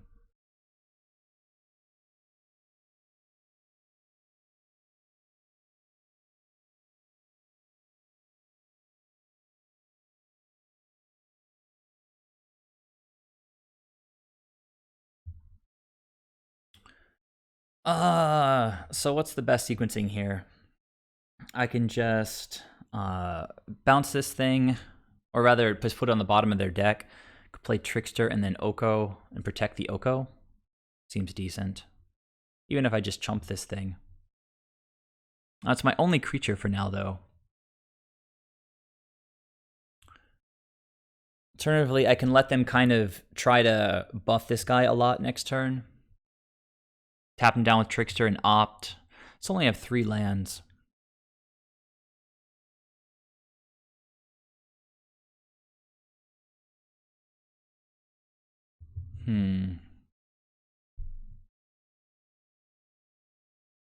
Yeah, I get that Borrower is a 2-mana answer, but so is Ether Gust, and it's a permanent answer.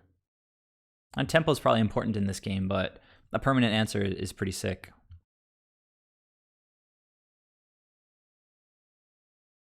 Target spell or permanent that's red or green. So this is also a counter. Wow. I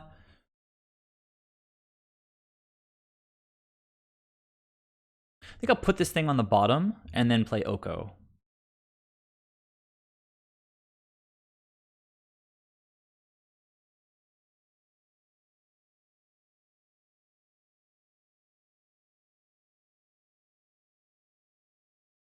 Wait, what? Oh, he gets to choose. Jesus, I don't even know what my cards do. Its owner puts it on the top or bottom. That would be too good if I just put it on the bottom. Well, again, learning in this league, they put it on the bottom. Seems like a strange choice. All right. Stubborn Denial is an interesting one, but I think it's just straight up Oko time right now. Hopefully they play a non-hasty creature, and we can just tap it with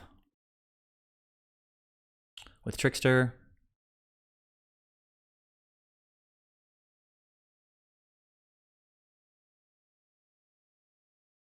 Okay, 2 damage to me. Pretty good. Okay, Swift Spear is hasty. Going at Oko. Okay, opponent just scooped. Wow. I think I own 4 Okos. I think I need to get the Okos in all 4 Okos in the sideboard. Actually, in the main deck, the card is too stupidly good. Like, you're being too cute if you're like, I'm playing a green blue deck, but it's not really an Oko deck. No. That's not correct. That's not Oko goes in every green blue deck ever, and you should shape your deck so that it accommodates him.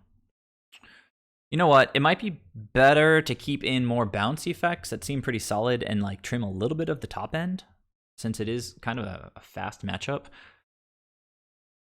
So we bring in 2 borrowers and trim 1 each of these guys. Seems okay. Just run it back. All right, so it doesn't seem like the best matchup. A little bit awkward.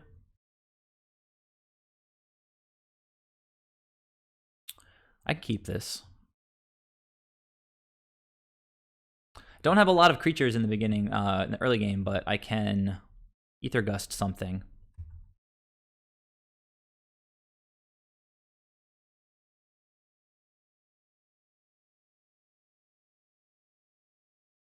This thing doesn't have prowess either, right? It's just +1 if you have 2 or more instant or sorcery cards.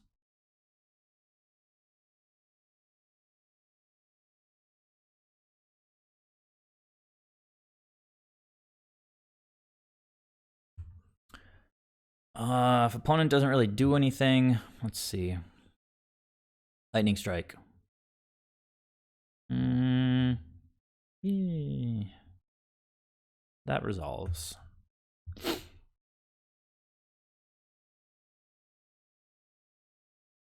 Disallow is decent. This is going to be a solid turn 3 option, I think. Although, Temple of Mystery coming in.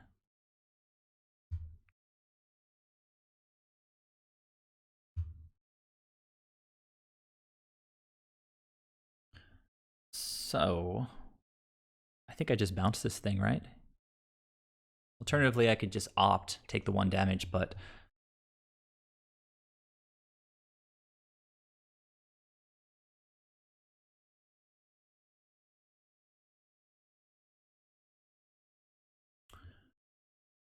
tough choice, opponent. Top or bottom? They put it on the top. Wild Slash. Light up the stage. All right, no mountains. Have a mountain? They do. Light up the stage is good in this format. Quite solid.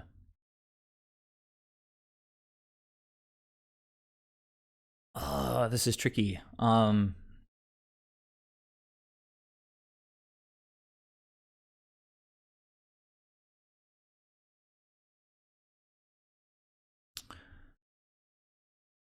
I guess I could opt, and if I get like a Brazen Borrower or another Ether Gust, I can put in my untapped land, and if I don't, I can put in that, but then well, I could double opt. I don't know. I don't know what's happening here. Let's see.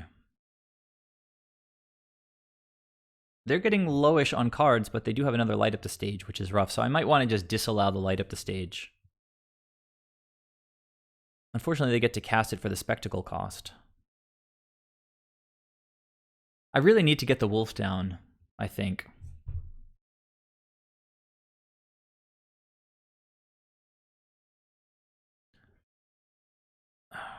So yeah, I guess we'll temple. We'll go. I don't know how we bottom that, so I'm not going to. I'm gonna put it on the top.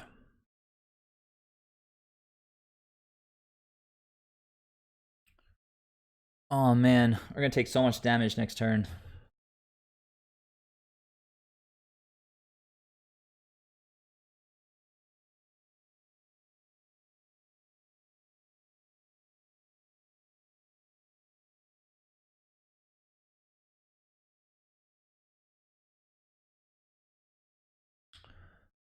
Okay.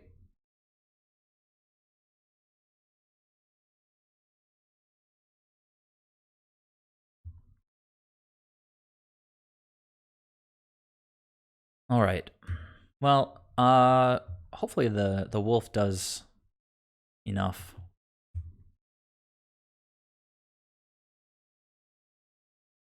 Well, we know it's Oko, right? So put it on the top. Draw the card.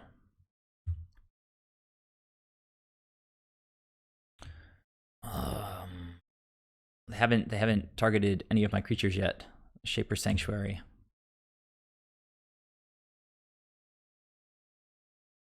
If we play Oko, we're not going to get to make a wolf, but maybe they have like 2 wild flashes to deal with the ambusher.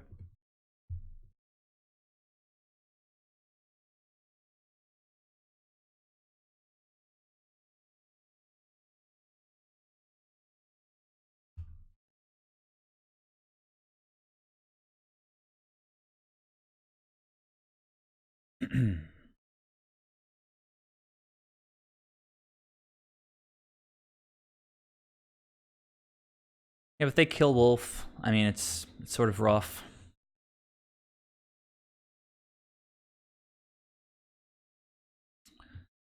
Oy, that's like the 3rd or 4th one that they've cast. Searing Blood? No. It's like the worst possible thing that we could have seen.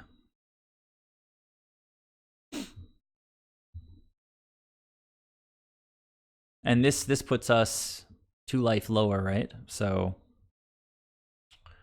we're going... Oh, well, okay. I get to draw a card. So it's upside. But we go to 6, and then we're basically at 4.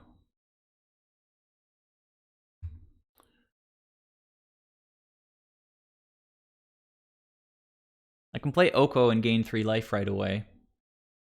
It doesn't seem amazing, though.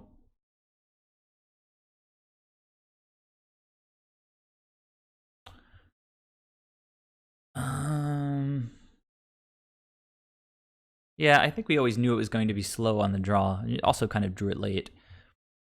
So I can just opt instead and hope to find something a little bit higher impact than Oko. Go up to 9, significantly better than where I'm currently sitting. Opponent has played 5 lands, so they could potentially just have lands in hand. I don't love just cracking the food either, though, because we can... But then I'm left with 2 tap lands. I guess we might potentially don't need more lands than 5.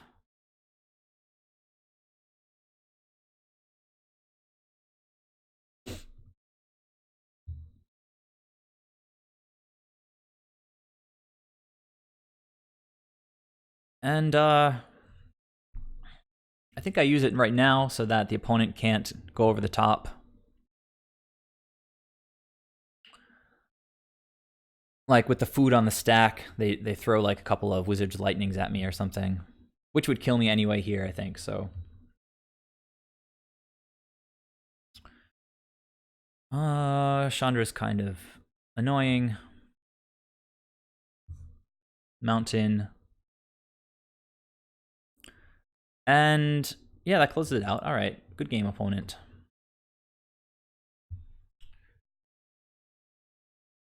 I think that play draw affected the outcome there a lot. All right, so we're 2-2 with green-blue or blue-green flash. This one's for all the marbles, I guess, right? Can win, get a trophy. Not a trophy, get a treasure chest on the play. Get a treasure chest, get our entry fee back, or scrub out and only get 50 play points. Well, it's not a good start. It's a little bit better. So we're going to keep, and I think I'm going to bottom one of these Night Pack ambushers.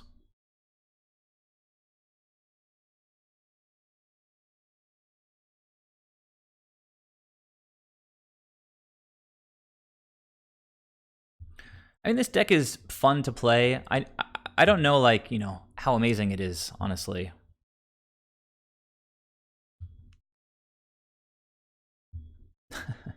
That's a good point, Mateo. How can I not get a treasure chest? All right, another red deck. Hopefully that's good. Creatures, I guess? Maybe a... Trickster's pretty decent.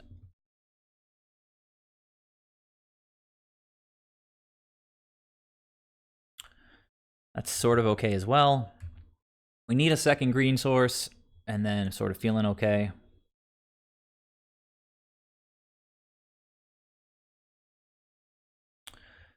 Okay.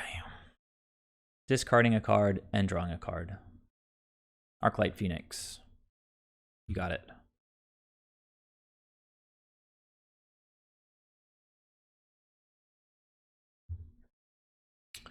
So, think we start beating down?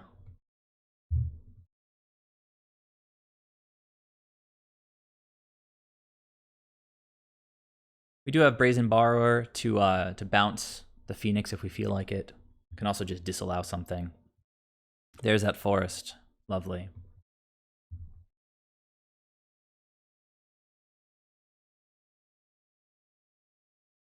I mean, let's see. If they're not really doing too much, then we can just cast Brazen Borrower as a beater.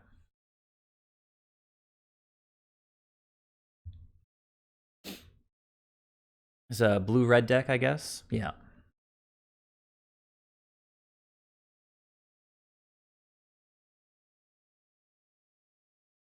Chart a course.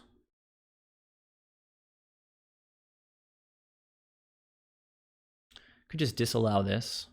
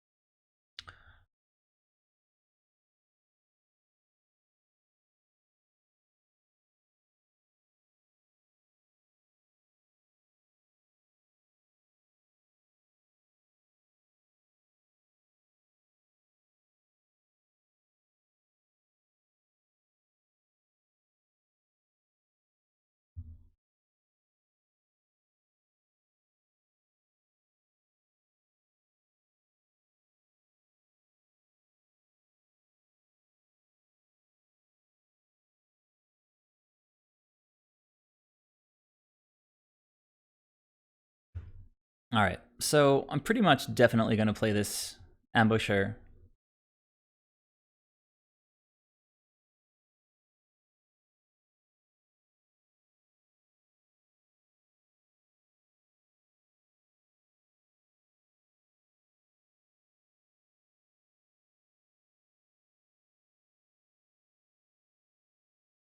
We can take 3 from Arclight and then trade at some point with a Brazen Borrower. Just bounce it.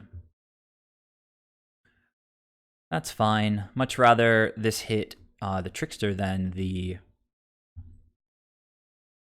Ambusher. Lightning Axe is one of the few spells that can actually kill an Ambusher.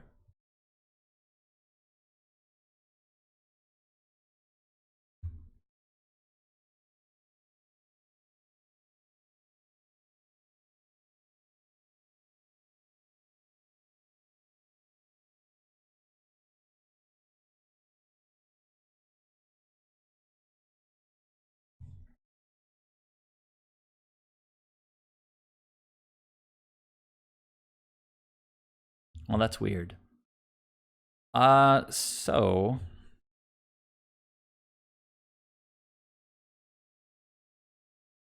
yeah, I don't know. I guess we just cast it, right? I mean, they could have a counterspell, I guess. Doesn't really seem like counterspell deck.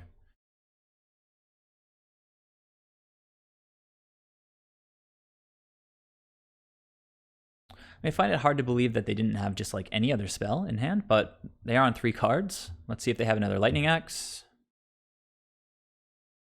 Dig through time. We could do that.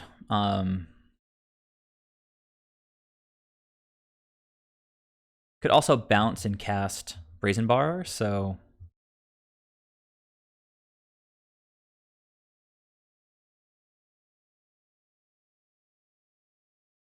yes, give me that wolf.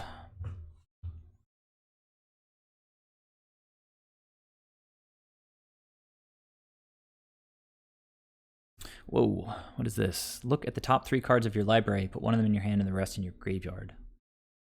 It's a decent card. Looks like it's from that really old set. I can't think of the name right now. It was set like in Japan or China. Okay, so 2 Arclight Phoenixes.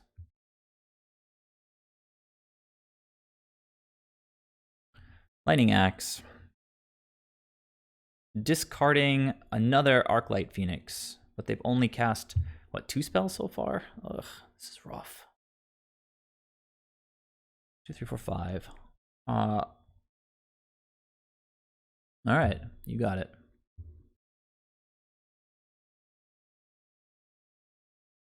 Another spell?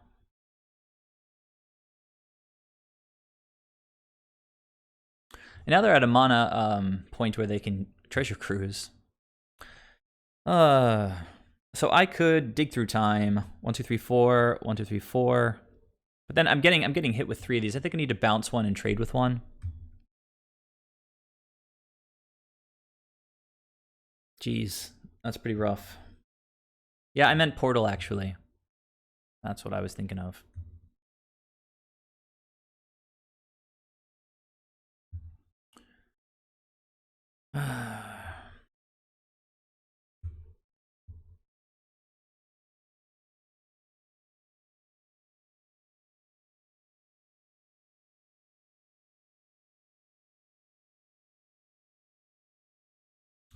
This is not...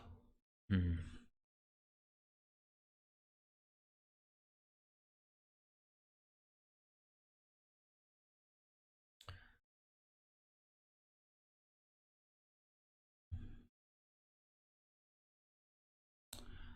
this is just kind of rough. If they just keep playing Phoenixes...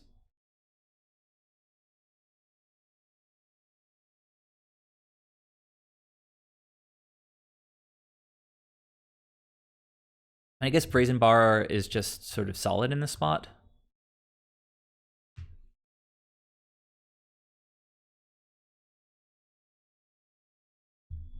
Well, I thought it was going very well, but then they got 3 Phoenixes into the graveyard and went bananas. We can't block, so I might as well attack.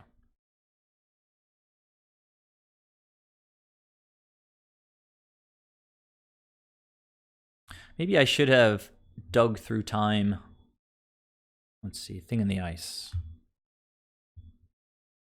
Okay, so they're not recasting the one that I bounced. Another Thing in the Ice.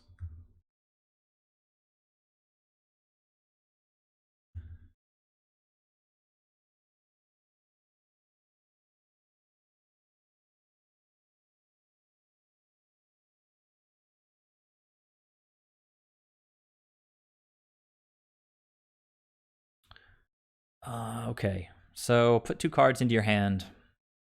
I will take that one, and I will take that one.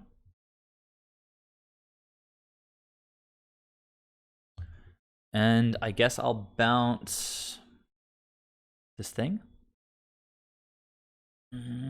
These guys are going to be really annoying. Could also just play the Wildborn Preserver. It has reach. Just trade with it. Seems maybe better. And then we'll just sort of focus on... these things you can just keep coming back, right, from the graveyard. So maybe this is terrible. I don't really know what we do against Thing in the Ice.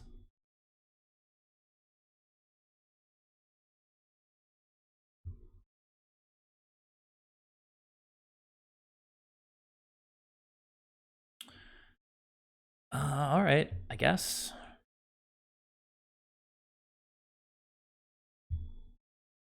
Opponent just, well, if they play a Phoenix, which is just kind of awkward, they have 2 in the graveyard. They can just build up a bunch of spells.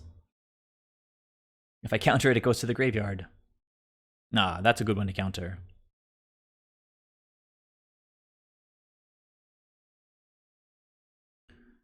I can bounce one of these things.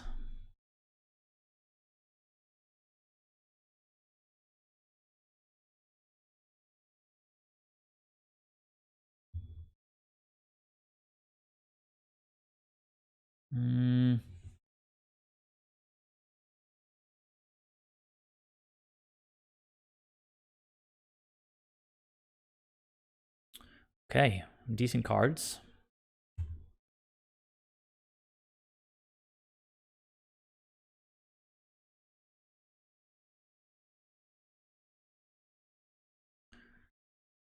Just play another Crackling Drake. Seems good to me. Actually, bouncing this back to our hand is pretty nice. Is it Charm? Draw 2, discard 2.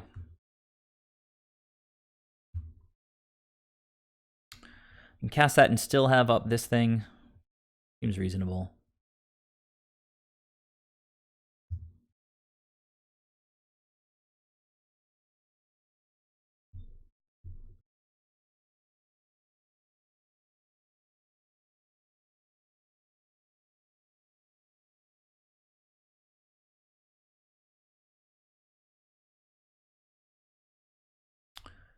All right. Still don't know if it's time to bounce this either of these things yet.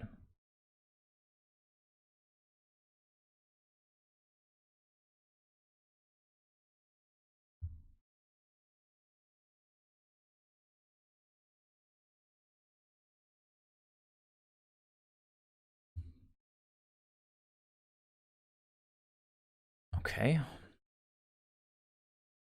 Activating his looting ability.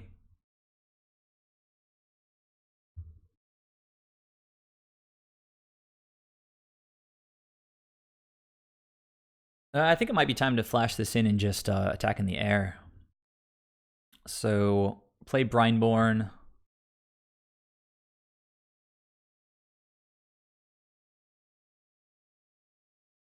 If they had the spells, they would just, I mean,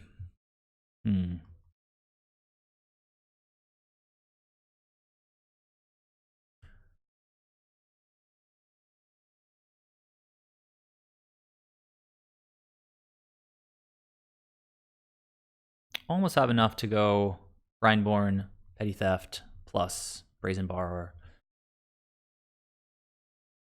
Maybe just bounce one of these things. Although, I mean, I don't know, bounce one and then cast the flyer, I guess.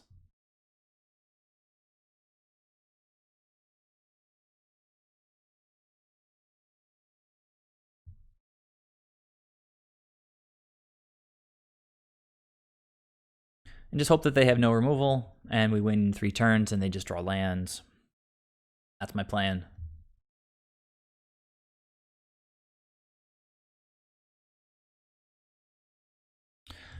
So, I mean, for opponent to use spells on their second main phase is good for us, right? Because it prevents the Phoenixes from coming back. But if this thing bounces our creatures, it's not so bad, right? Because we have everything is instant speed. You can always flash things in and like jump block if nothing else.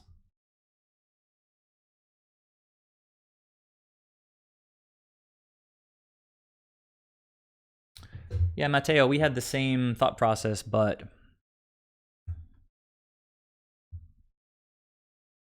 this could be pretty bad for us, I think. If they get the Phoenixes back on the table, I think it's just game over.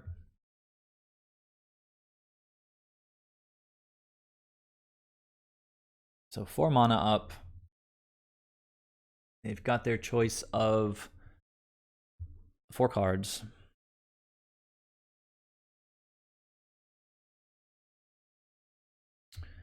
Okay, looting, trying to find a spell.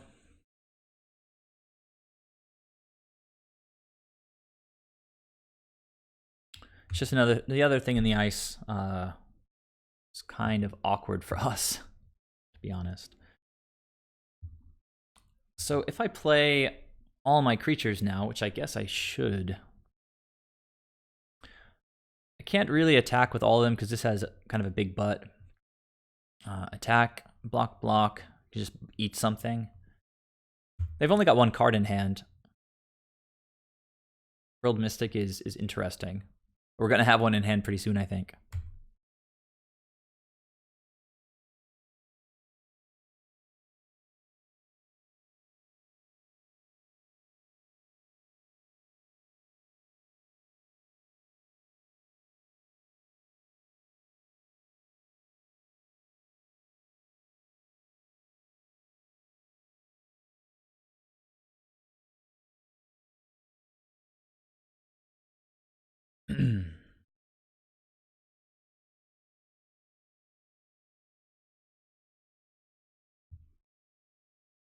So this, yeah, okay. This is going to bounce all my creatures back.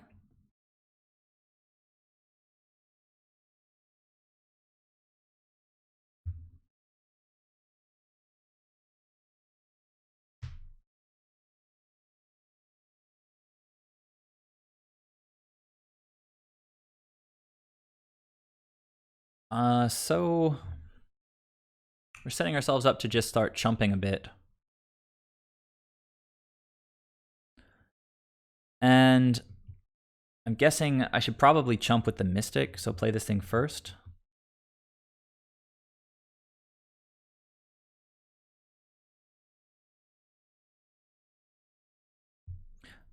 I always try to target the spell when it's on the stack with Frilled Mystic, but when I'm casting it, but you have to actually cast the Mystic, and then it'll just target whatever's on the stack.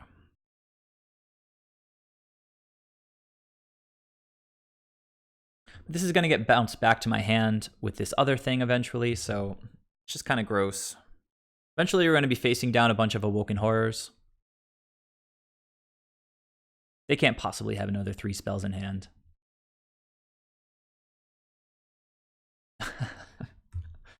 Oh man, I spoke way too soon. Now I have 5 cards in hand, and they've already cast 1 spell? 2 spells. So yeah, this is just game over, I guess. That Treasure Cruise was kind of nuts.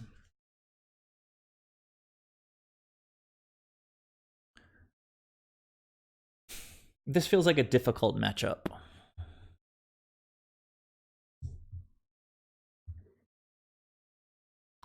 I think this is going to bring back the Phoenixes? Or am I mistaken? Yeah, no, it will, because they also keep drawing these Fiery Tempers. So it's going to be 9 in the air. It's going to flip another one. Yeah, it's just game over. Wow. All right. It's like a modern deck in Pioneer. Pretty good, except they get to play Treasure Cruise, which is banned in Legacy. So what is good? Oko is definitely good. Definitely.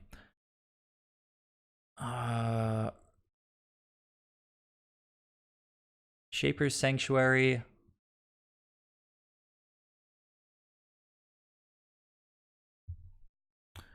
What were they casting, pointing at our creatures? Fiery Tempers were going to our face most of the time. They have Is It Charm to potentially kill our creatures, but I don't know that Shaper Sanctuary is super good in the matchup. This is red or green. I think I could put it top or bottom.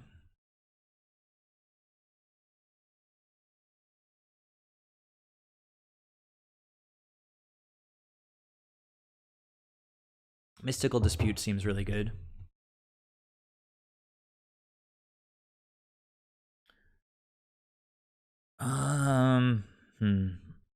Stubborn Denial. I don't know. It seems like it's hard to keep. I'm going to take the Stubborn Denials out and bring the Mystical Disputes in. Brazen Borrower seemed good, bouncing things in the ice, and they trade with the. We don't have any graveyard hate. I guess there's like Tormod's Crypt. Trickster seems good. Preserver seems okay since it has reach. We actually cast to Dig Through Time. Ether Gust does seem okay.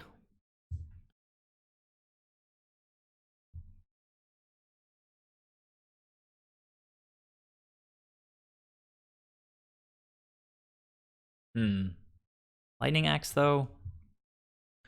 Discarding the Madness spell, target spell or permanent. Right, gotta take some stuff out. Disallow can counter the flip trigger, which is kind of good. Oh, but no, I think they'll just have to cast another spell.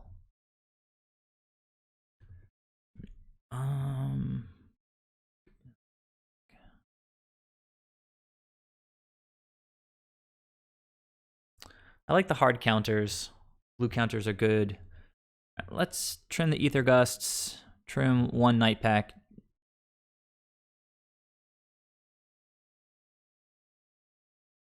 One dig. I don't know. I have no idea what I'm doing.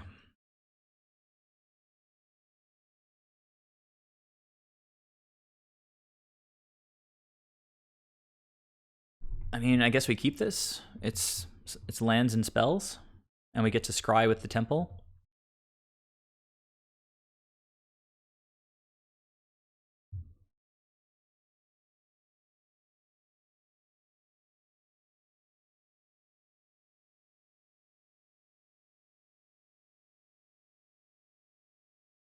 Okay, we'll go bottom with that. And hopefully there won't be any more lands for a little while.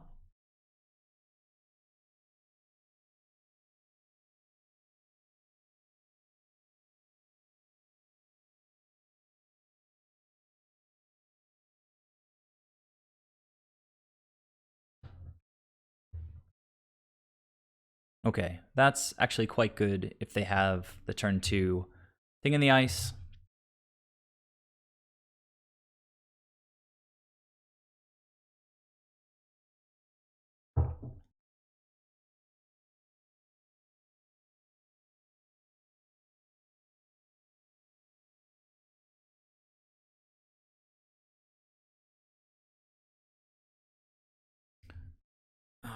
Okay.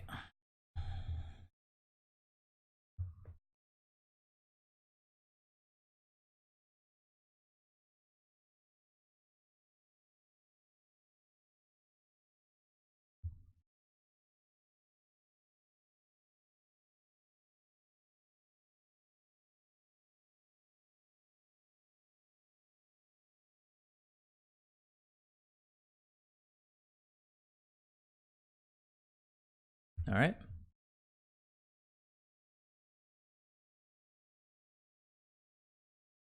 Next turn we get to hold up Brineborn and Mystical Dispute. Brineborn and Opt, maybe? Brineborn comes down first. Gotta remember to do it that way.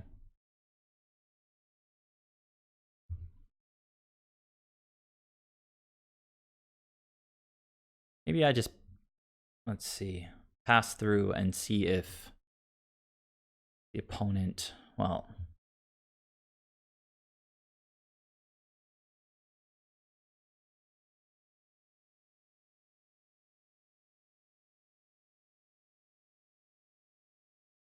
might be kind of hasty, but I mean, we need to get some creatures on the board.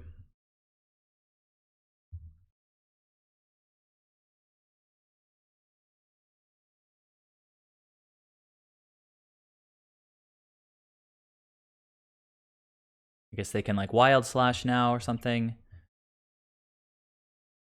Lightning Axe, discarding, I'm sure. Well, looks like a land.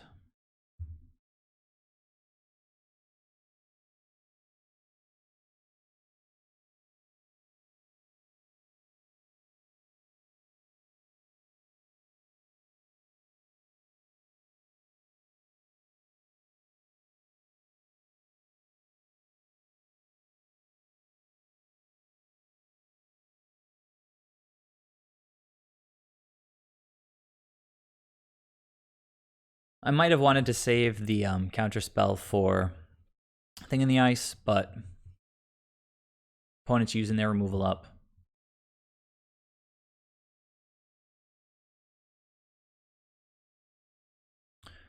Not seeing any Phoenixes so far.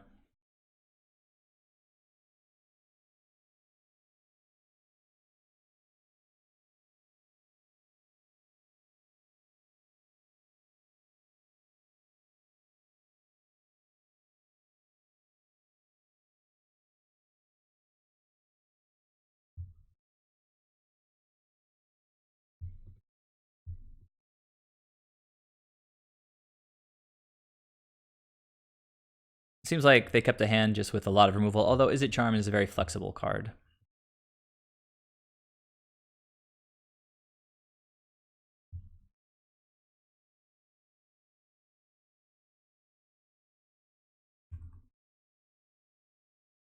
What could they be holding? I guess more removal. Can't be countered. Rough. All right.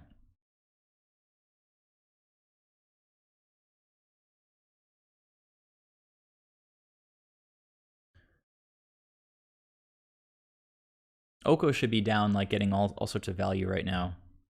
But he's not here. Only got 2 of them. We really need 4 of them in this deck. Opponent went top with that scry. Just playing this dude out as a creature.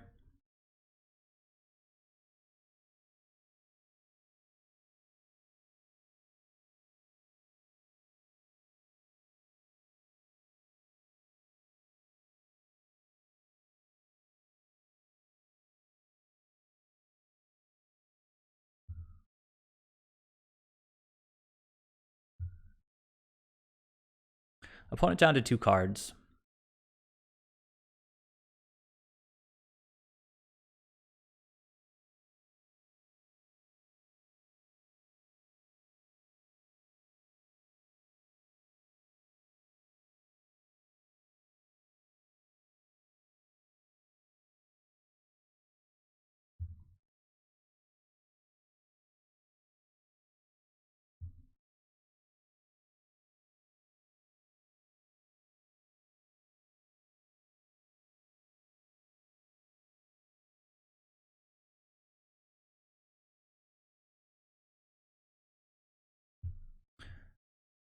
All right. So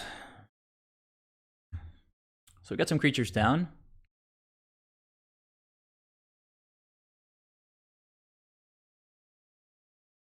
This guy being a 5/5.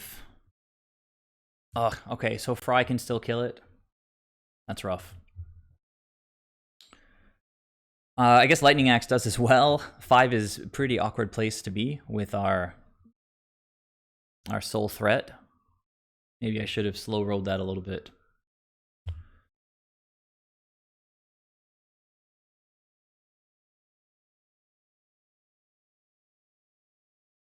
I'd love to be able to untap and just like draw a creature because I don't want this thing to sit at 5/5 forever.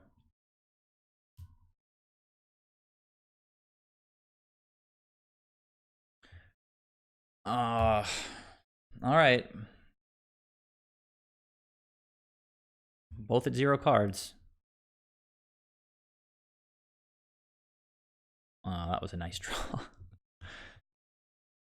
I'm gonna do that right now.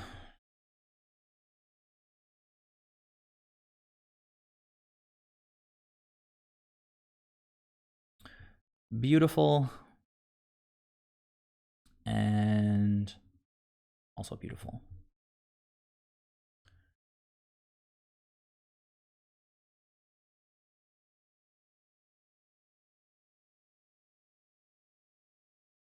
So if they draw like Thing in the Ice, then I'll probably just counter that thing.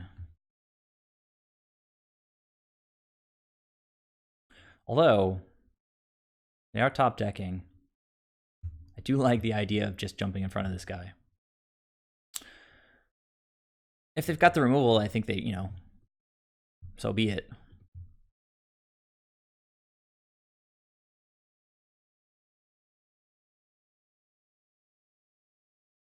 They could have Wild Slash, in which case, yeah, I don't know. I want to minimize my chances of this guy dying. Maybe I should have just waited until the end step. Taking 2 for the opportunity for this thing to live seems reasonable. If I get to untap, I have Disallow. Sorry, I tapped the microphone there. All right, opponent's gonna let me untap.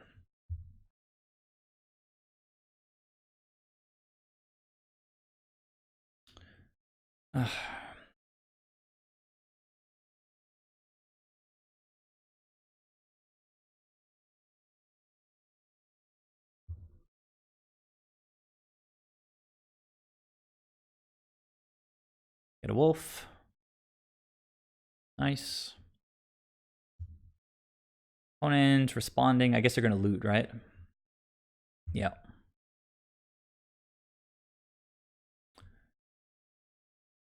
I could always disallow the trigger, right, for the Arclight Phoenix coming in, if it seems like the most relevant thing. Opponent's on 2 cards, though.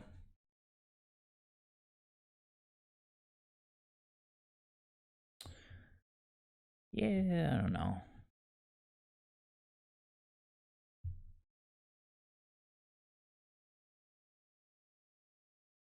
Gonna make another wolf. All right, the opponent just scooped, so 1-1. Going for that third win. I'll be right back, guys. Just 1 second.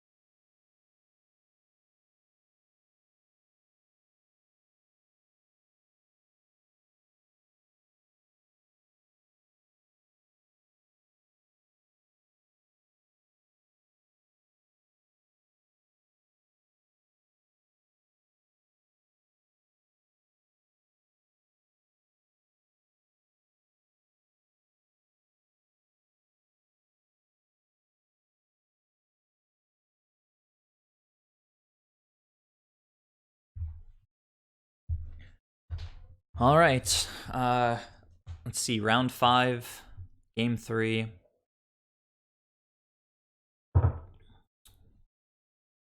Dig through time seemed pretty good there. I think I might need to bring the second one back in. Shaper Sanctuary also. Oh, a lot of removal.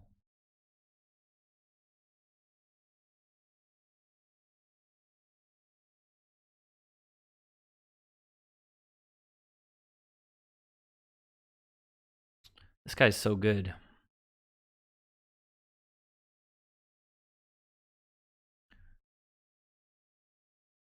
And trim that. I don't know. I don't need dig through time. It could be very clunky at the wrong time of the game. And then trim 1. I really like Brazen Bar in the matchup. Cutthroat just kind of dies very easily. I like that Preserver has flying. On a back like that.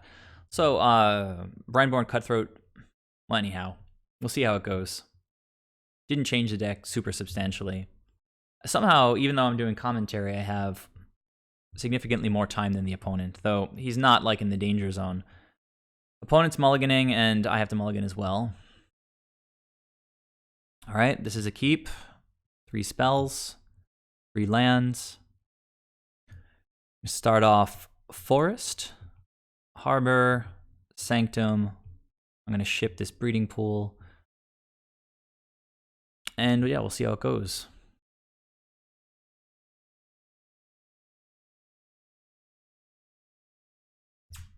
The opponent kept a removal heavy hand again. Creature's nice. Very good.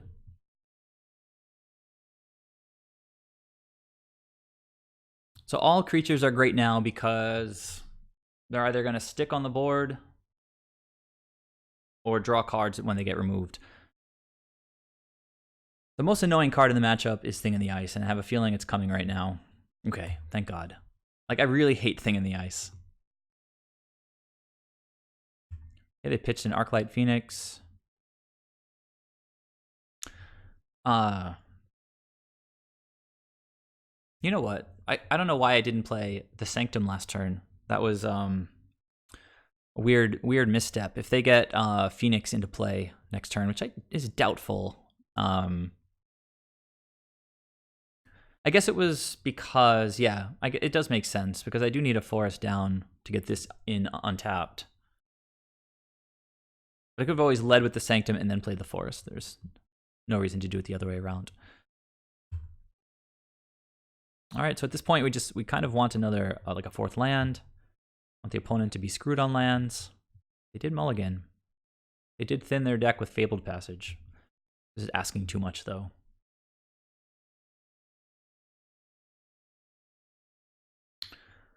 Okay, I can dig it. Now they have to start removing my creatures, I guess. Just gonna just draw us cards. Yes. Yes, please.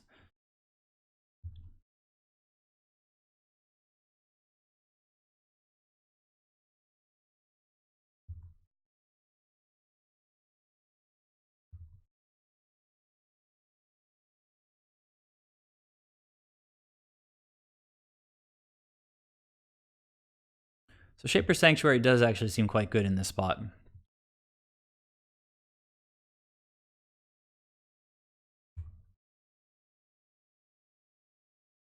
We've got some nice enter the battlefield abilities. Actually, Trickster is pretty clutch.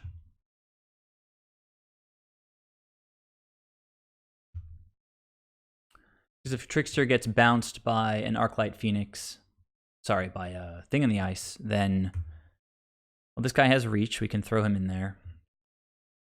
Opponent with 2 Arclight Phoenixes in the bin. Turn 4.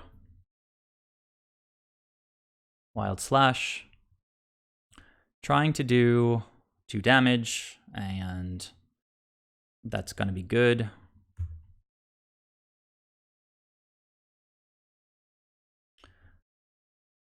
Now that's like a free trade for one of the Phoenixes. It's decent.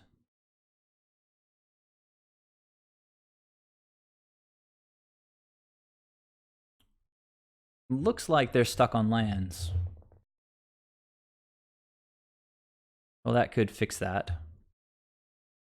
But we are going to have Frilled Mystic up, which is awesome. If they're digging for lands, let's see. Okay, that is the 3rd spell, which means we're going to see 2 Phoenixes.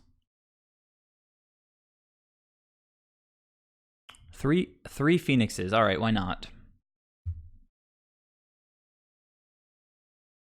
How does this happen? How do they have 3 Phoenixes in the top 16 cards and get them in the graveyard?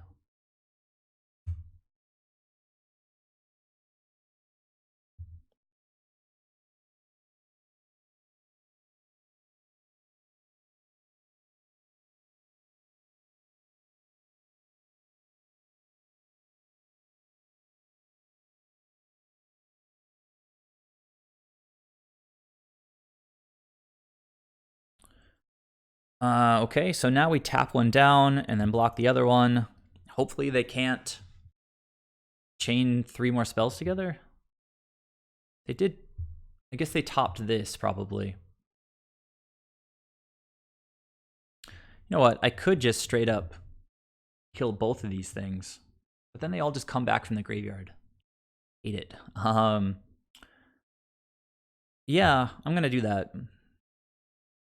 Or try to do it. They could have removal, in which case we're going to draw some cards.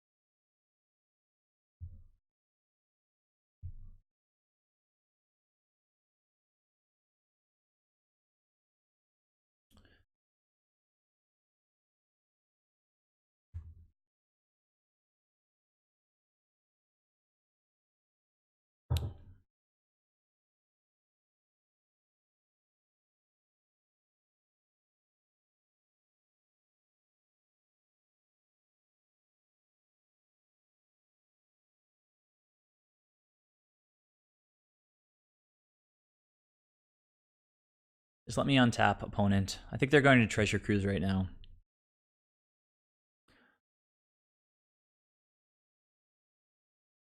Ugh.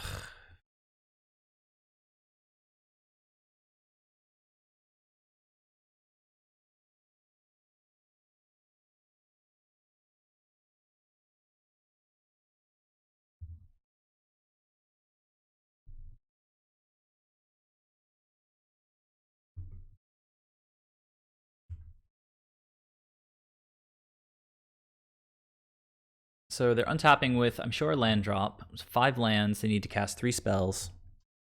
with 4 cards in hand. 6 cards in hand. Well, 5 after they play a land, but maybe they don't. Okay, Young Pyromancer. I think we counter that.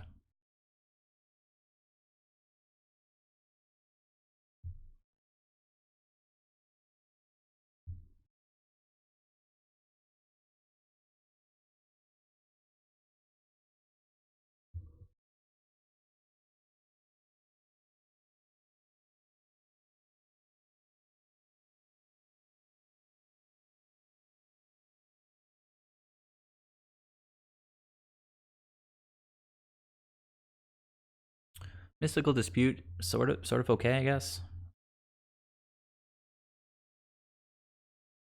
Disallow, so then we can have 2 counter spells up next turn. Still doesn't stop the Phoenixes if they have 3 spells to cast. I mean, I've already got a counter spell. They could have some red stuff that would need something like this.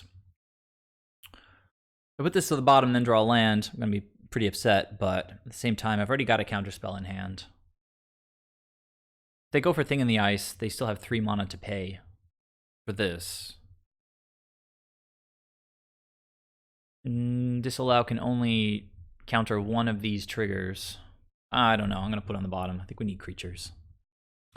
A decent one. I can just upkeep, tap this thing. Well, no, probably better just to wait. Should probably attack into this thing.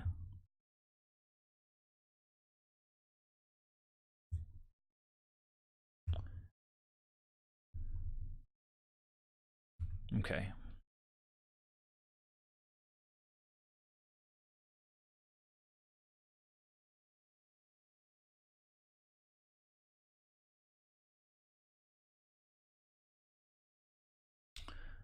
So if I just counter this now, they can pay for it or not. If they pay for it, then they can't cast more spells.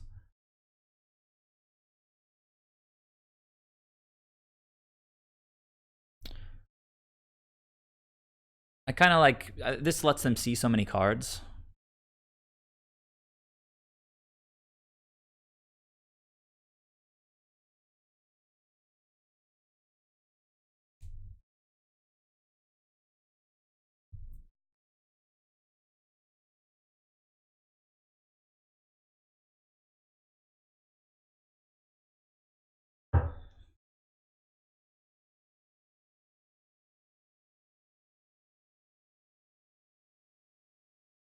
Okay, opponent let it go. They probably got 2 more spells and means that we might just be dead.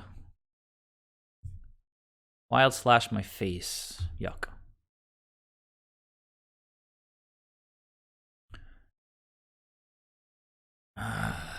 Lightning Axe. That's an interesting... Well, I guess it's what they had to deal with. Wildborn, again, gets to sort of trade with a Phoenix. They discarded Thing in the Ice. Don't know that that was the best play for them.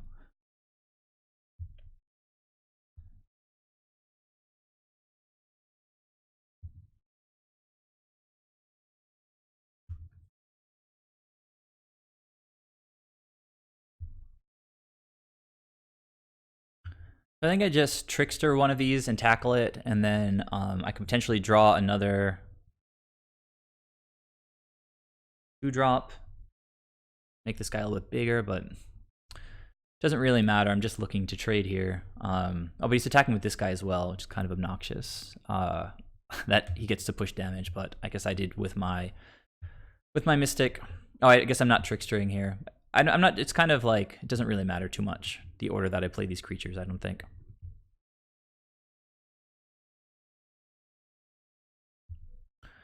Taking 8 here, and then I think it's just. Well, I can tap. Ugh. All right. So I think that's a good game, right? Like, no, I can tap and then block, and just chump block, take 3.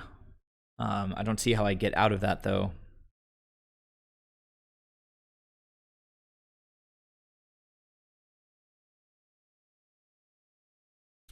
Opponent had really good cards this game.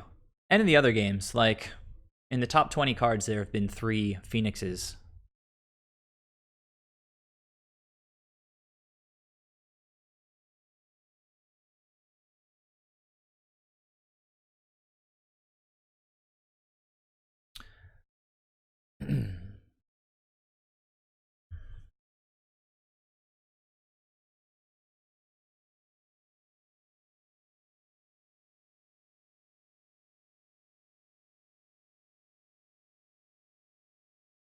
This is just a waste of time. I hope the opponent just has a Wild Slash or something to put me out of my misery.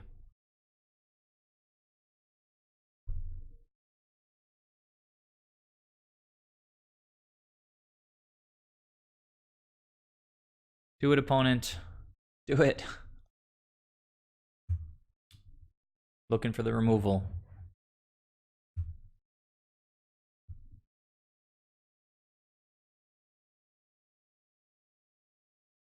I mean, I guess. Okay, what are we doing now? Okay.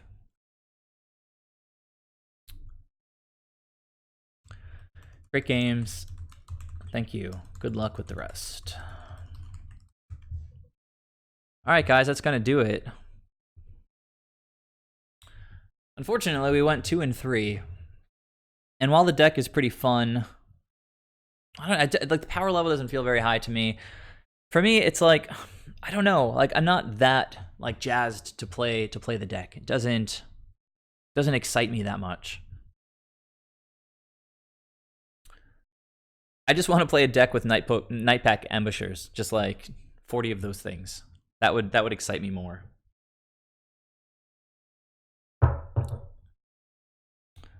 This thing kind of seems good in theory, and it does happen. It does good. I don't know. It does get big like some percentage of the time, but in this league, it didn't do very much. Brineborn Cutthroat seemed significantly stronger. You just don't have to do work with it. Just weren't in a situation where we had it on board and just tons of mana just to pump into it. Like if it was on board, I was casting like a Trickster on their turn and holding up Stubborn Denial, so I couldn't pump him at all.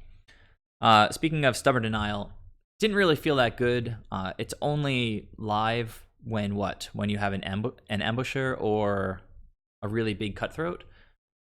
So the card definitely doesn't seem correct in the main deck. I mean, it could be sideboard, but it doesn't even get better from the sideboard, right? Because we still just have very few 4/4s, right? I guess this could be a 4/4 or a 4 power creature. This is the only one that is natively. Yeah, the Ambusher is great. I agree, but I think the rest of the deck kind of struggles. I mean, Brazen Borrower is a pretty good card, but I have to say, like, for my style or whatever, like, I don't love playing with it. These kinds of tempo effects in my experience in the format so far don't seem like super duper strong.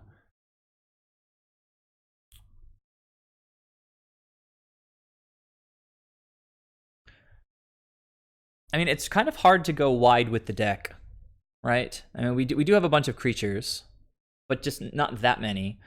And Trickster never gets bigger. Brazen Borrower, I can't block anything except flyers. The reach was kind of clutch with this guy, but against Phoenix, it's pretty poor just because the Phoenixes keep coming back. So if Phoenix turns out to be an actual deck, then we need to start thinking about some sideboard hate.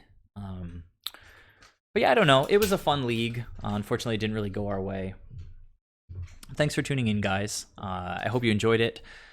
If you're not following the stream yet, please do that.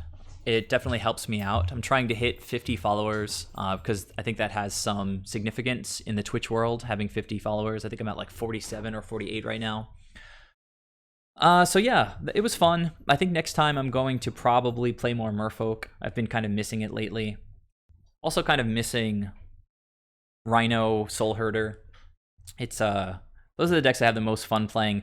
But Mateo, you suggested playing this tonight, and it was good to have a second go with it after the other night where I ran it for a little while, and fun, but just I don't know. It just felt like the power level, like my top decks were never that amazing unless I was hitting Ambusher. So if you guys have any thoughts to share on the deck or cards, let me know in the Merfolk Discord, in the Pioneer channel. And yeah, I'll see you guys there. Thanks again very much for tuning in. I'll see you next time.